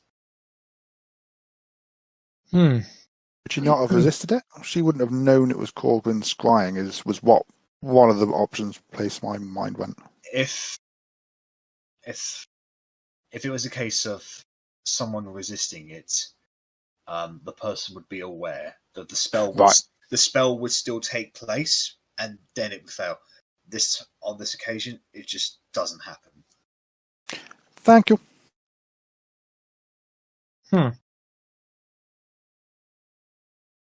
Hope for the worst, expect the best. Hope for the best, expect the worst. Dwarves are weird. Been let down twice, alright? Damn it. Nothing's really going to plan. Shite. Well, that's kind of thrown what I wanted to do a wee bit into the old mix. Is there anyone else you want to scry on? No. Since last time I tried with old Dar, well, it succeeded, but then me engaging in rapid conversation with the father I haven't spoken with in multiple years got the best of me, and that got the sending blocked going forward. I'll try ascending to London and just send on a rather brief message of just hope you got out of the capital. We made it out. Hope you find your way back to Philly Dozen. You sense that the spell worked. When the reply comes, it seems blocked. Magic. Probably, yeah, probably magic bubble. Sending have like a voicemail that you can check once you leave the just as soon as I walk out, I just get bombarded with all the mail that's been there. 112 missed messages. It's like finding Signal again. Korgrin, this is Edgar. Where are you? Second message. Korgrin, I mean it. Where are you? Third message. Korgrin, I'm sorry I got angry. Please tell me where you are. Fourth message. I only get that way because I love you so much. Yeah. It's just because I love you, okay? It's not because I'm possessive and I don't like you hang out with other people. It's just because I love you so much. You know I'd never do anything right. Please, let's just talk about this. Come back to the capital. We'll have a conversation, a civil conversation. Just come back to the capital, okay? And then like the fifth or sixth one is just come to Jairus Jakai. Nothing else. It was like, oh, I didn't like the tone of that one. Oh, heebie-jeebies. Yeah. Otherwise, that is me done. I realize in hindsight I could have given myself advantage on my old crafting with enhanceability, but that's by the by now. That's happened and that's gone. Yeah. Lesson Other clever clogs. No, that's pretty much it. Yeah, everything I was hoping to do pretty much fell through. Yeah. Going good, guys. Okay, so the 3 days passed, somewhat longer than some of you expected. However,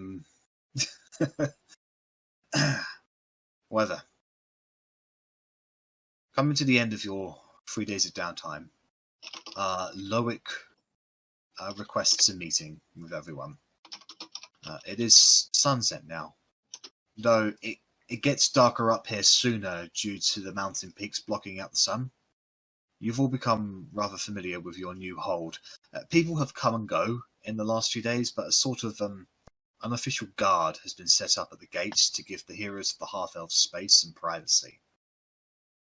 This prevents the people from mosh-pitting you, as after half a day of barely getting anything done due to well-wishers, thankers, and grateful people swamping you, you all got a little bit tired of it. Of course, some of you, grin and bear it, went out there and helped. You were still accosted a lot with people just like wanting to thank you for saving their lives. Anyways, can I say except you're welcome? You all file in not long after the other, taking seats at the table inside where Loic waits. When Everyone sits. Loic smiles. Gotta say, I really do appreciate you guys coming through for me. My people live because of us. It's nice that we have a home here. I've set up a whole bunch of patrols, and it seems this whole area is deserted, and nobody's come looking for us. Now, I spoke with our tree friend yesterday. He confirmed that the Teleportation Circle was made a long time ago to prevent people from circumventing the barrier. It seems like it was like a final safety precaution to give people time to prepare in the event of attackers teleporting in. But, well, since then, it seems that additional protections were put in place, and now nobody can come in, even with magic. Like, you have to, like, physically walk in now. Anyways, we've got a few important things we need to talk about.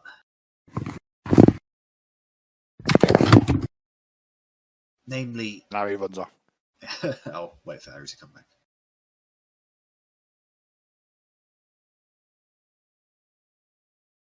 Like, responsibility, fuck off. No, important things. Run away!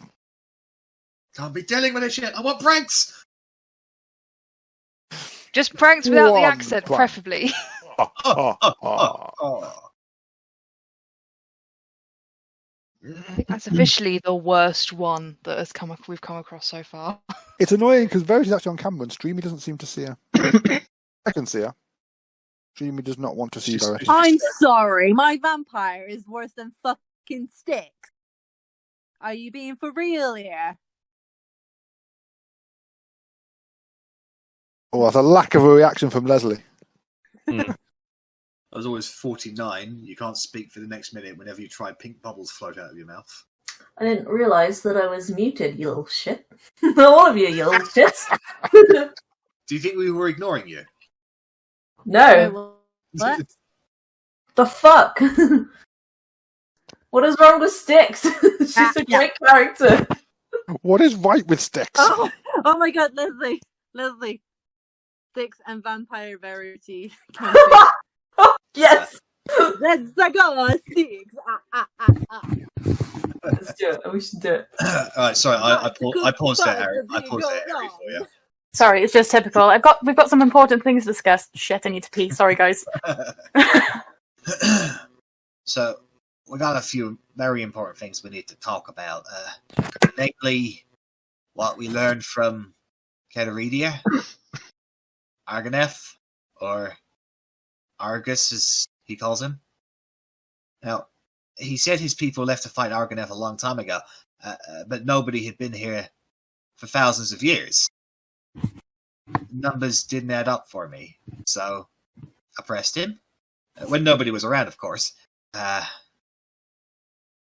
Arganeth rose a few thousand years ago. Which means that his invasion a few decades ago wasn't the first. Kedaritia was surprised to learn Arganeth actually physically walked on this plane. He thought Argus, Arganeth, whatever, just came or just went by a different name after millennia passed. And some cult was trying to forcibly raise him, so he assumed it didn't work because, well, the world still lives. There's so much we don't know about this guy, yet he's so important. Seeing as how he's literally all of your problem, I was wondering if you knew what the solution is. Well, I mean, if they defeated him a few thousand years ago and he only came back 100 years or so ago, what did they do a few thousand years ago that was a lot more permanent than, or a lot longer lasting? No idea. And I That's don't what we could. I don't think Kataridi would know either. I mean, his knowledge is restricted to this specific area. Yeah, fair. Maybe it was just a matter of followers. Maybe a few thousand years ago, he was banished and everyone who believed in him got killed and knowledge was buried. Like, So all I have to do is kill everyone that believes in him. We can do that. Everybody that knows in him. You know, I mean, that's a great idea, but it's not a great idea. gods exist outside. Not that he's a god, but gods exist outside of just their religious following. They do still have a physical presence. They have realms. And this is a demon we're talking about, so maybe he just got more powerful. Maybe he assumed more control over. Like you know. Yeah, about that. It could just be that he got more powerful between now and then, or more mad.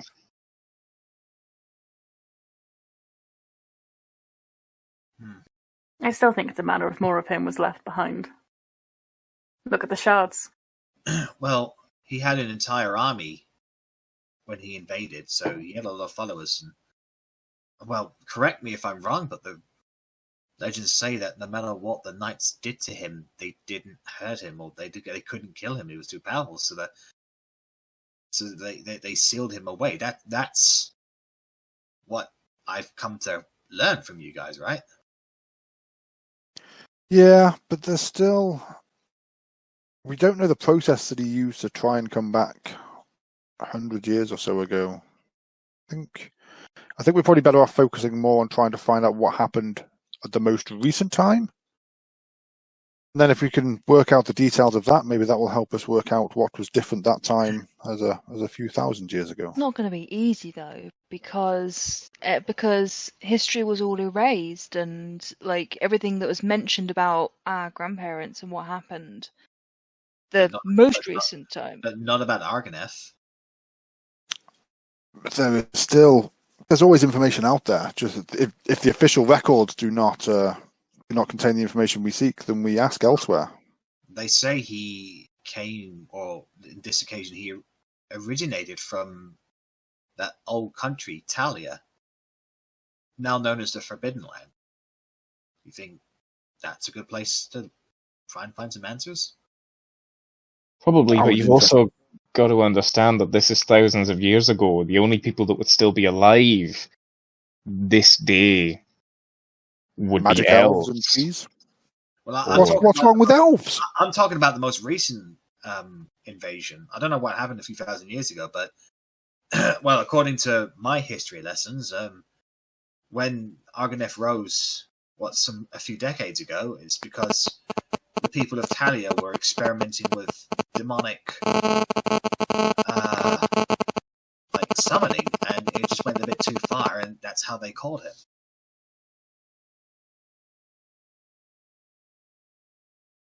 Just so you know, that is general knowledge for. So that is generally what's considered. Yeah. That's what accepted by people. Oh, fair enough, but if we're talking that this is a demon summoning cult, and that was their ideal goal, just maybe not quite to the extent they foresaw, there may not be anything left of this realm, of this Talia. I've never been there myself. All I ever read was the history books, and that was Talia. Well, Argonef's fortress was in Talia, the place of the final battle where he was destroyed, apparently, was in Talia, or where your grandparents sealed him away. It all ended in Talia, in the Forbidden Land. The dwarves know more, because they're closer. Because if I remember, Philly Durzan was placed kind of in the mountain range. Yeah. It's near the frontier. Yeah, near there. They might have better first-hand knowledge, perhaps. They're closer, after all. Probably. Talia just sounds too much like Talion. Maybe that's where Talion comes from, and we can go and wipe him off the face of the earth somehow. I think it's just a coincidence. Fine. As a DM, I assure you, it is just. No, I don't. I think we've already passed you on that before. It's the first thing I hear when I hear Talia. Well, Anyway, I guess the next thing is, well, about this place, everyone. Whether you like it or not, we're a rebel army. And if we're ever discovered, I doubt we'll survive against an organized military force. I mean, terror, hit and run tactics, and getting the hell out of there, and shock and awe tactics, that worked. But to actually beat Turiel and Edgar, well, as far as I see it, we have two options. We can hide here forever and pray they don't find us. Or we can turn this rebellion into a full revolution. We gather forces, make alliances, build an army to defeat Edgar and Turiel. If we went that way, I think it should be you guys who lead us. You guys are legends now, very powerful. Aside from the capital, we've made friends everywhere we go. Huh. Well, just like your grandparents, you know. You guys are amazing. I think you could do it. If anyone can bring about a new future, it's you guys. Or you could walk away. I wouldn't blame you. I mean, I'll stand by whatever you decide. You've been through a lot. Train what we have here. If anything, just to protect themselves if anything does come. And at least then, if we do manage to amass an army, and we do need a force, we have you. Well, I can supply you with, last count, about 1,800 rebels. Like, soldiers. I mean, well, they'll need some training, and they can be soldiers in a little bit of time. I mean, but they're not skilled. I've got 240 special operatives left. Like, most of them were able to get out of there, but I lost most of them in the escape. They held off the forces a bit too long, and they gave their lives so that we could get away. I've also got 31 mages, like half-elf mages that were part of the menagerie that were able to come through with us. So they're yours. They'll form the core backbone of any army that you want to create. But if you're not going to do anything with them, I'm going to keep them here, and I'm going to keep them hidden. For now, I think keep keeping everybody them here hidden. Yeah, it's definitely the best plan for now. Hopefully, Edgar shall only be tracking our movements. So, once we leave, you guys should be a little safer, yes. But then, He'll just give you a stupid look and just be... Arri will just give you a stupid look and be like, enough with the accent. I mean, it's pretty silly. What do you mean, Sister D? Sister, Ivan, to I will- suck your... Look, Shuffle my chair... this. Shuffle my chair away He's from giving her. herself a widow's peak. but like, what are you guys gonna leave? We have things we need to do. No, There we is stay much above more in this engagement, world we need yes. to explore. And as you said, our army is not yet big enough. The more places we go, the more allies we can make, the more friends we can make, the bigger we can make our force. But So- also bear in mind that as much as So you Edgar and the king are looking for you guys, he's also looking for us. So if we leave, you're going to have a better chance at staying here and surviving. but is that enough? Are we gonna live in fear forever? It's a good starting point. Certainly not. I want to strike a blow back at the king. You said it yourself. We do not have an army yet. I would very much like to go back to that city and burn it down to the ground. I'd love to put the king's head on a spike and show it to all of my brothers and sisters. But I don't think I can. I can't do that, and my men and my women can't do that. I think only people who could do that is if you guys did it. But and we're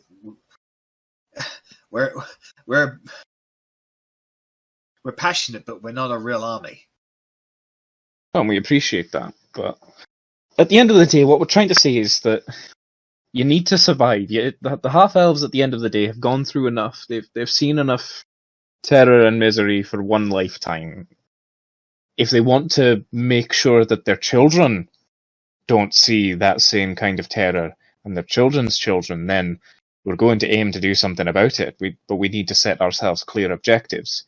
I mean, what we do know is that Argoneth wants to reawaken the Colossals, if I remember rightly, from the pattern on the door, so that they can return the world to a more primal state. I mean, not going to be good for anybody.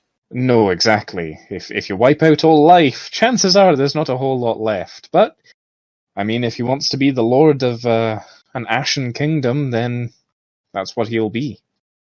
So we need to make sure that that doesn't happen.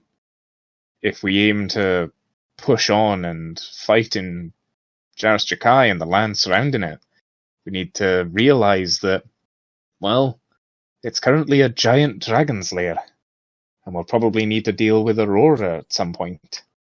So, you mean to build an army whilst reducing the assets that the king and Edgar have at their disposal? Exactly.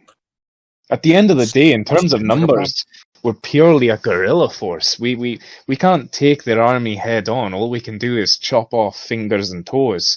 But at the end of the day, once you do that, there's a chance they'll lose some balance. Well, what about Valenstar?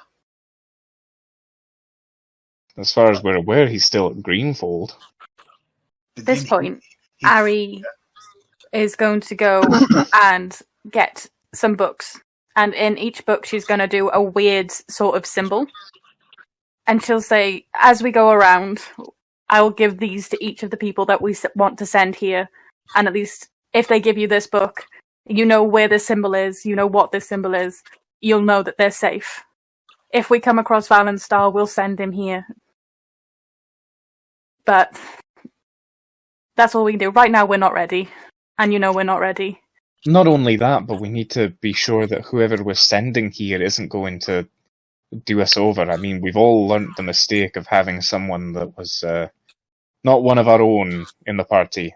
Now imagine that to a whole village or a whole city. Yeah. I only mention this because Valenstar did promise his entire company to us, and Lorabeth as well. If I remember, that's 550 real soldiers. Indeed. They would definitely help with the training here if we could get them here. And didn't Brian offer up its guards? And didn't the tippers? Yes, but we can't go stripping these places of all that they've got. Imagine if we took all of Brian's guards away from Brian. Who's going to enforce law there? Who's going to uphold nobody things on the streets? Yeah, but you say that, but even the tippers, if the tippers offer themselves, then the tippers will suddenly be here rather than there. You know? But if the tippers are here, you don't need the guards there anymore because there's no crime more left. Importantly, yes, you do. You need to ensure that the citizens are okay. More importantly, this is a growing village at the moment. We can't give loads of people, bring loads of people here because the half-elves are not going to be okay. They're going to struggle. They're struggling as it is. They're just making enough food. They need time to develop, to, start trading people, start training people as blacksmiths to make the weapons to use. There is some time in the process. I don't think it's time yet.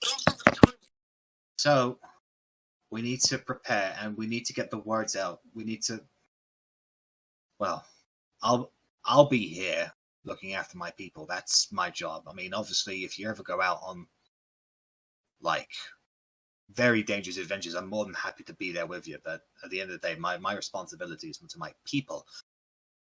But if you are able to go out and get more allies, secure these alliances, get them, spread the word that we're ready and we're going to do this, and get their promises that they'll help us. And then when my people are ready to move again, and when everybody else is prepared, we make a rally point and we diverge on that point, and from there we have an army.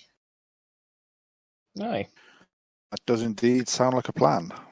So that when your alliances are ready, and when their forces are prepared and ready, hopefully by then my people would be armed, because we don't really have many weapons. That's the thing.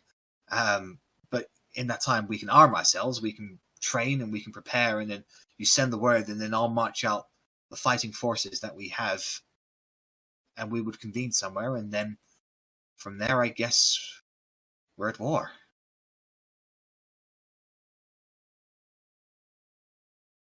If you're speaking, Zach, I can't hear you. Yeah, I can't hear you either. No, nobody can hear you, Zach. It's lovely and peaceful, though. Lovely and peaceful. Nope. Nope. So it's not been fixed. I can hear that tapping. Yes, I could also hear that tapping. Can you hear me now? Yes. Yes. What the fuck? How odd. Wait, what? Was I just not speaking loud enough? Apparently. I Motherfucker. find that hard to You're believe. doing a like- Richard and putting his mic at the top of his head. No, that's why I was tapping down there to show that it was still there. It's like, if I talk now, can you hear me at all? Yes. Yes. Yeah. That was Fine. like the same Yeah. volume I was speaking at before. What the fuck? Anyway, all I was going to say was, well, don't forget that we've got the dwarves as well. I mean, there was an unofficial declaration of war put against them by Garrick de Blanc. So they Sorry. they are a force, I'm sure, that will want to get their fingers in this pie. They've got their own vengeance and justice to enact.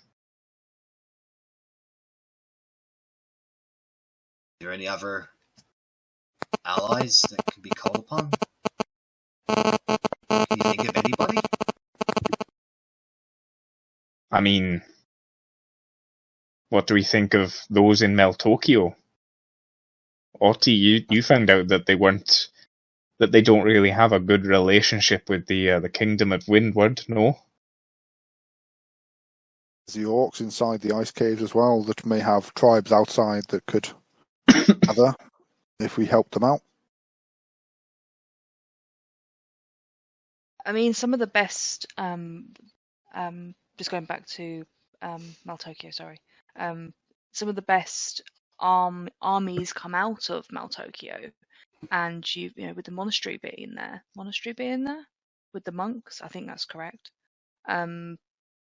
There'll be some skilled people coming our way. So as much as we've got the brute force, we would have brute force with the half-orcs. We'd have the discipline of Maltokio.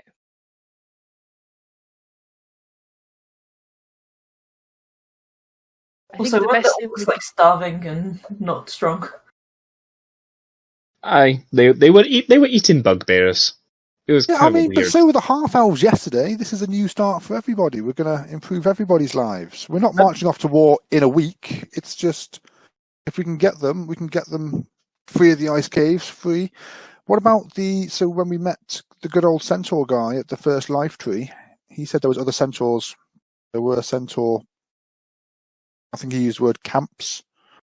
Herds. Okay, so if we can locate them, there's no real reason why they'd be on our side, but we could definitely speak to them. I mean, surely no one wants an evil demon overlord destroying half the world. Shit, you know what I just remembered? I kind of still have some drow pledged to me, don't I? You do. Because we killed Ulara of Elle. I killed Ulara of Elle. They don't have a leader. And they're still underneath the capital.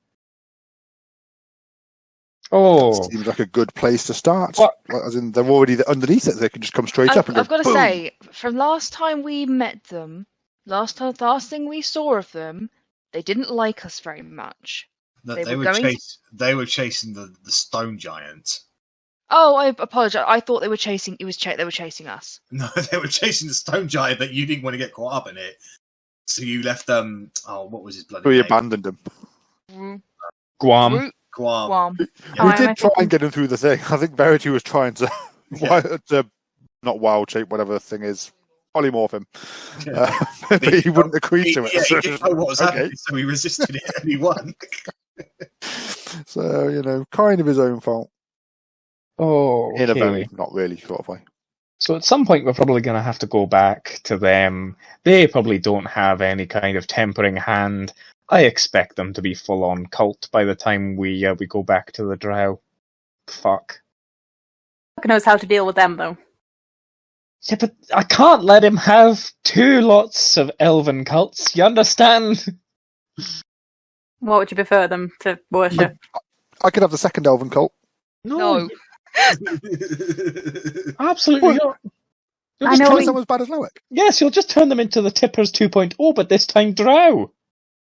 I know there was the Halfling camp that followed us, but not all Halflings are equipped And for war. unable to shoot. I never used to think halflings were scary, but now I've met you, Arri, you know, a few hundred on our side would definitely tip the balance. Now, there was a Wouldn't joke. want them to fight. There was a joke when we met Edgar that Edgar's forces killed the halflings. I can't remember if Jack was fucking with us and telling I us was that we fucking were with you. Oh, okay, that's fine. I was just thinking more to get them to spread the word because they're traveling camps. So if we had a date, send the Halflings out to be like, you know, in song, on the Yeah, meet the seventh king. day of... Meet here on this day. Yeah, like, you know, a little weird song, like on the 7th day of Christmas. I don't know.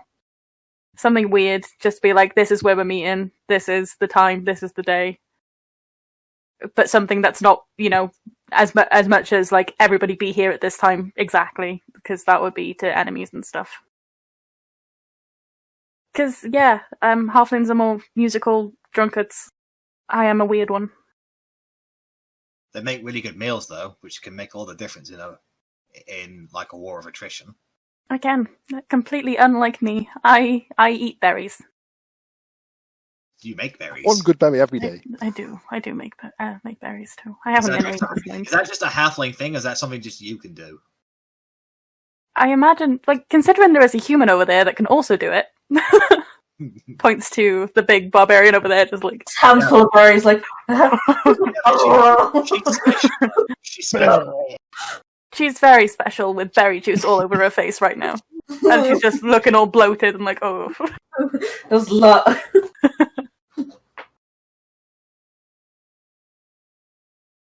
Well, I think probably the best thing to do really is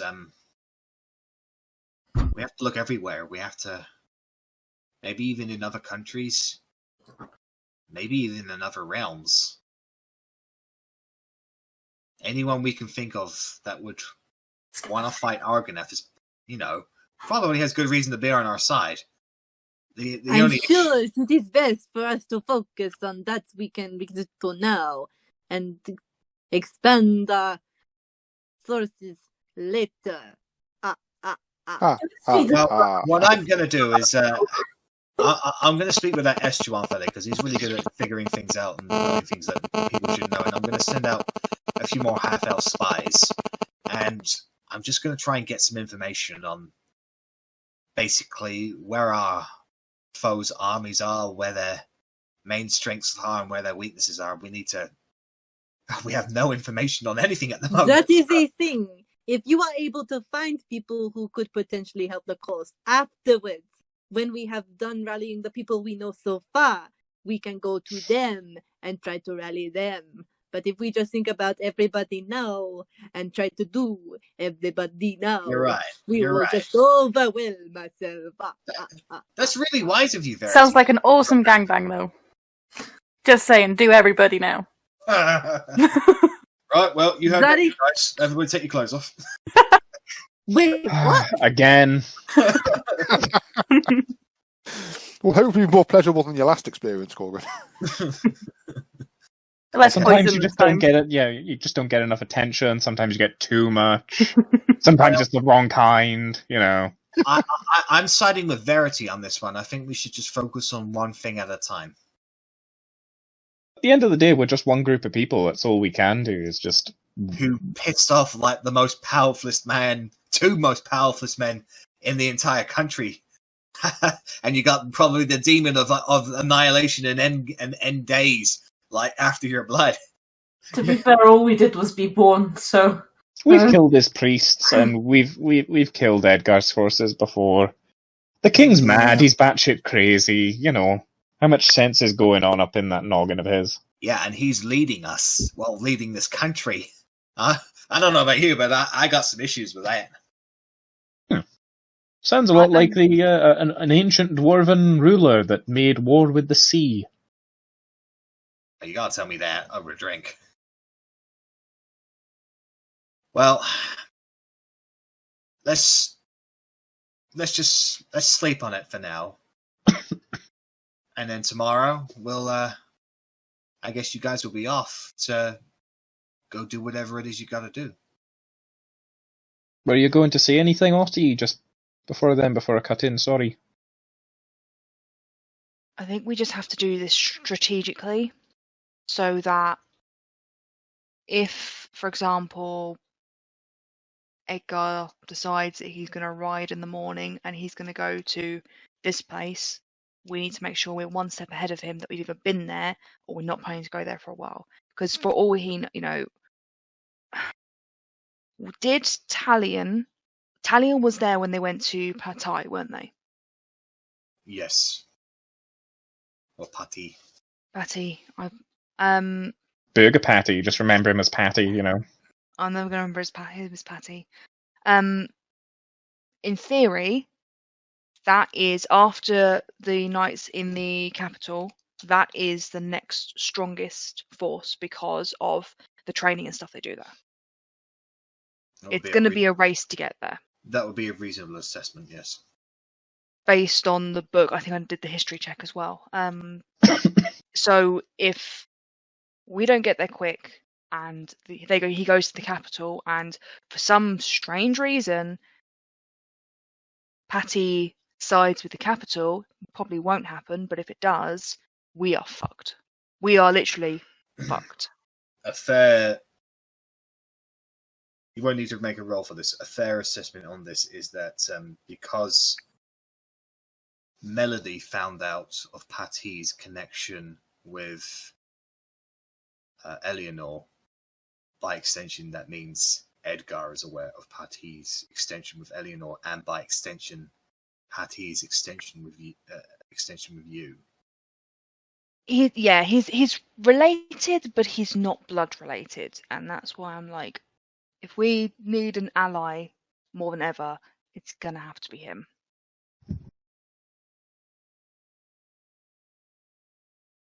Well, it sounds like we know what we need to do. I'm also cautious that it is the closest city to the capital. That could be that could be Edgar's first point as well. So if you want to do the risk, to be fair, you've got to bear in mind that I just want to jump in. Otti, how do you know Patty is not blood related to you? he is he's not blood related to the bloodline. So yeah, he's not. Yeah, he's not a descendant, so he's not as as important as. Yeah, therefore he has no nothing. His blood can't do anything to the seal. Yeah, but he is an important ally to the kingdom. He is. Well, Mel Tokyo is an official subsidiary, a territory within Windward that pays tribute to Windward, but they have their own special culture.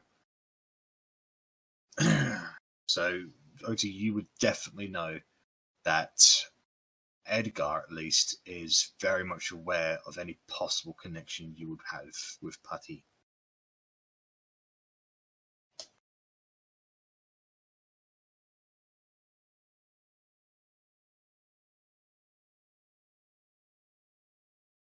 at the end of the day, though, what you need to remember as well is that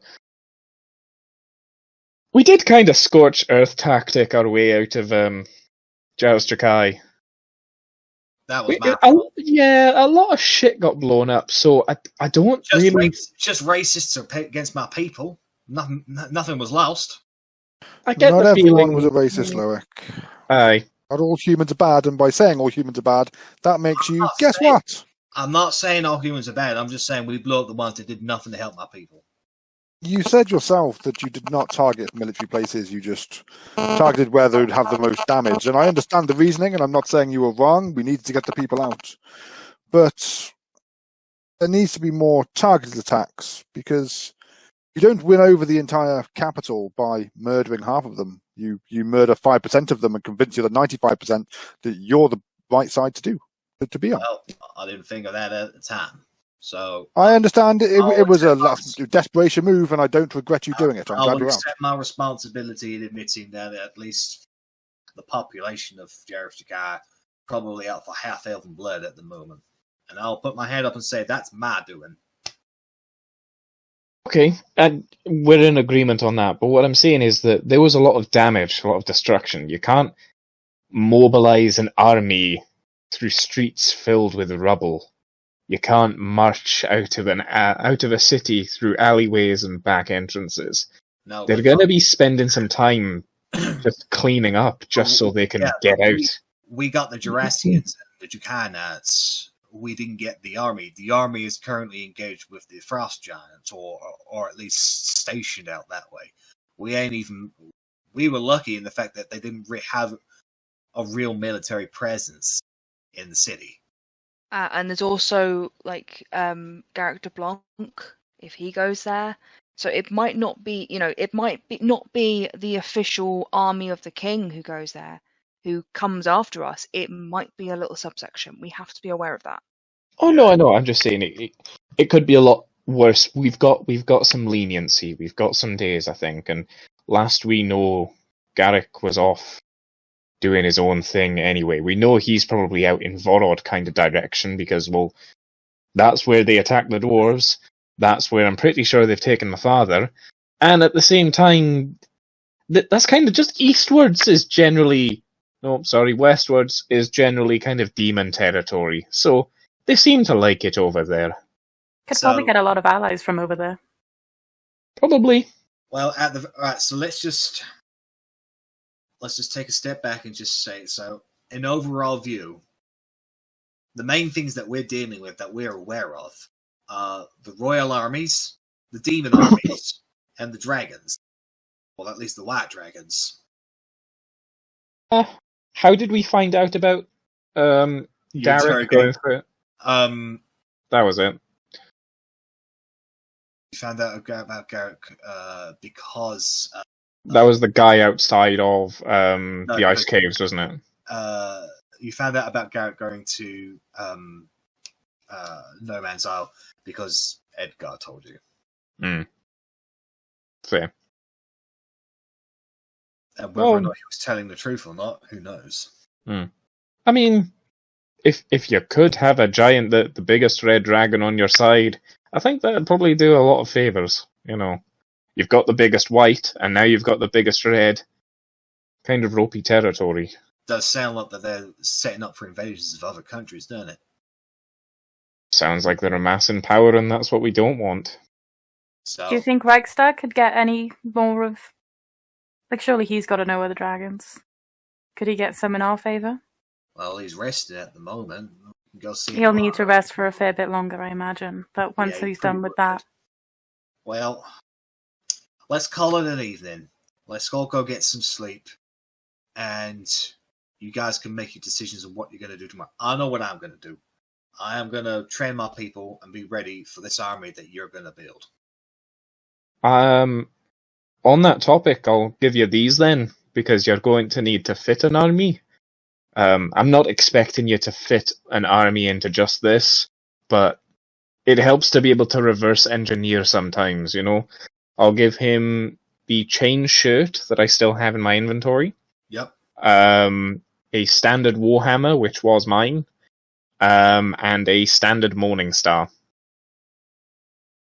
Well, I'll get my people to study this, and we'll get some smithies set up. Well, we'll get the materials to build smithies, and then we'll get cracking. I think if the first time we go to an actual town, i.e. probably Maltokio will be the next one we go to, we could probably arrange sort of like a supply wagon. So send like an entire supply of things and order also coal, food. We want people to be leaving the city, going out and taking back. We don't want new people coming in.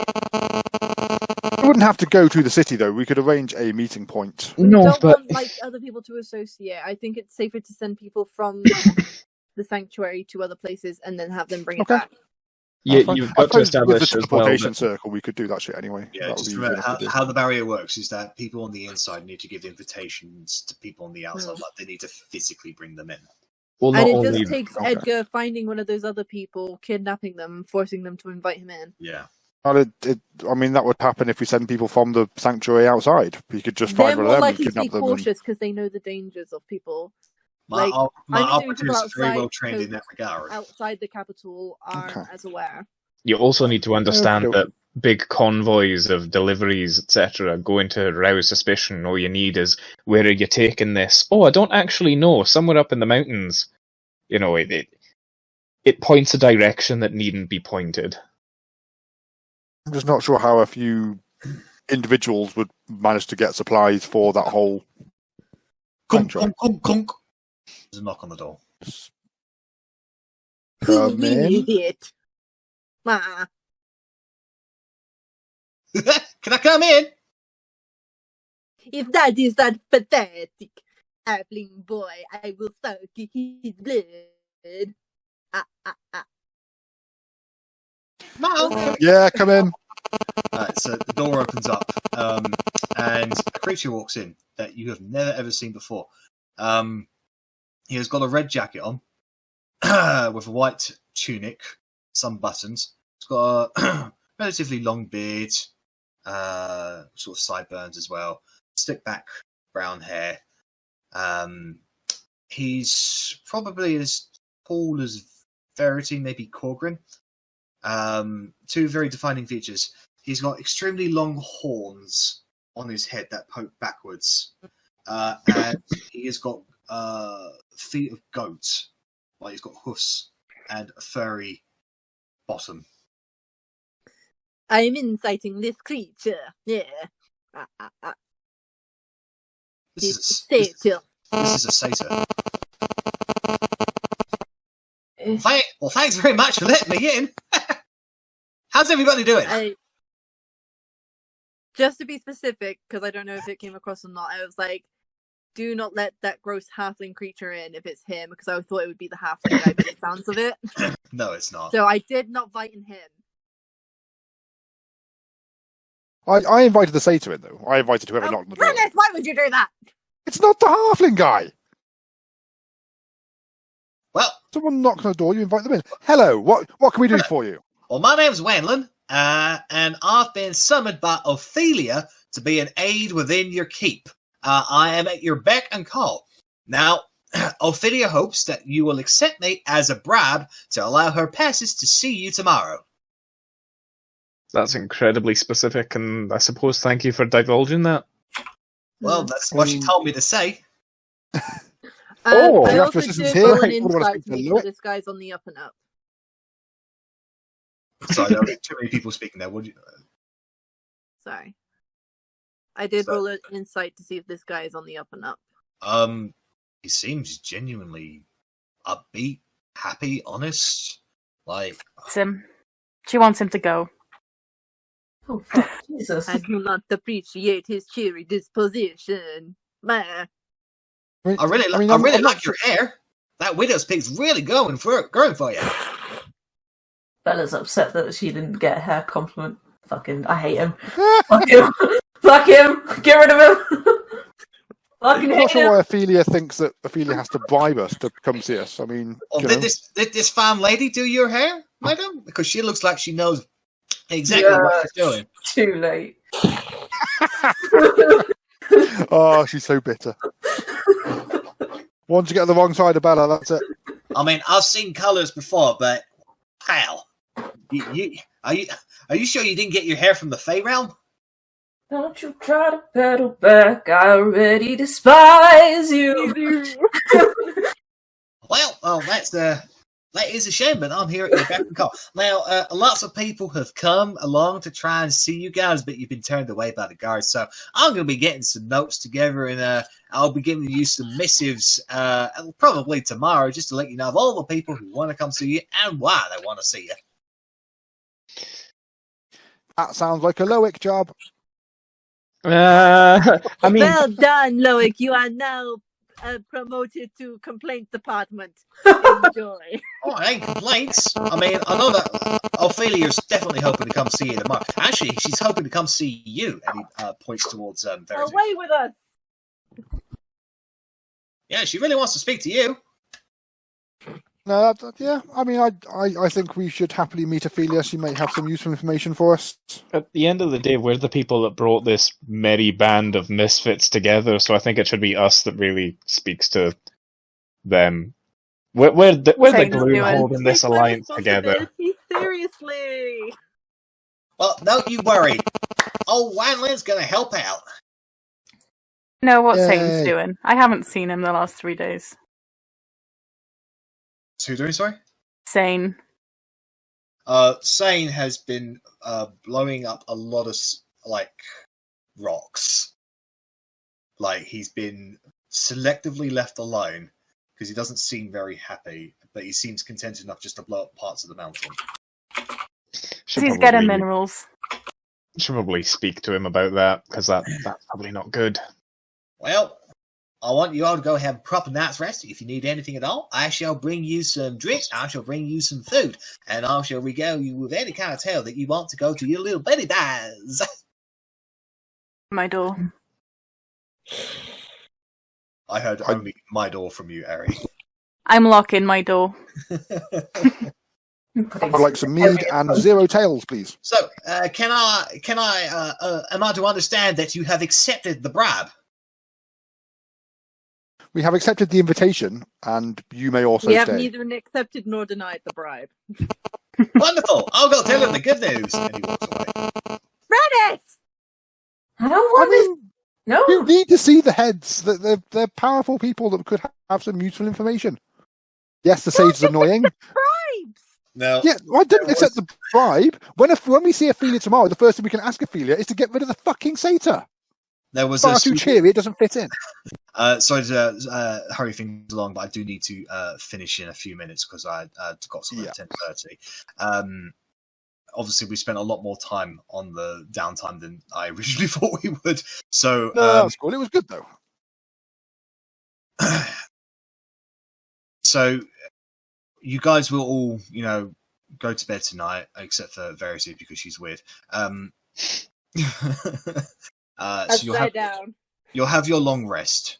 On the morning of the 4th day, Wanlin will accost you with multiple missives of all the most important people who wants to see with you. He says he spent all night compiling messages for the party to respond at your leisure. So basically, you can see them today or you can see them in a month's time. It's entirely up to you.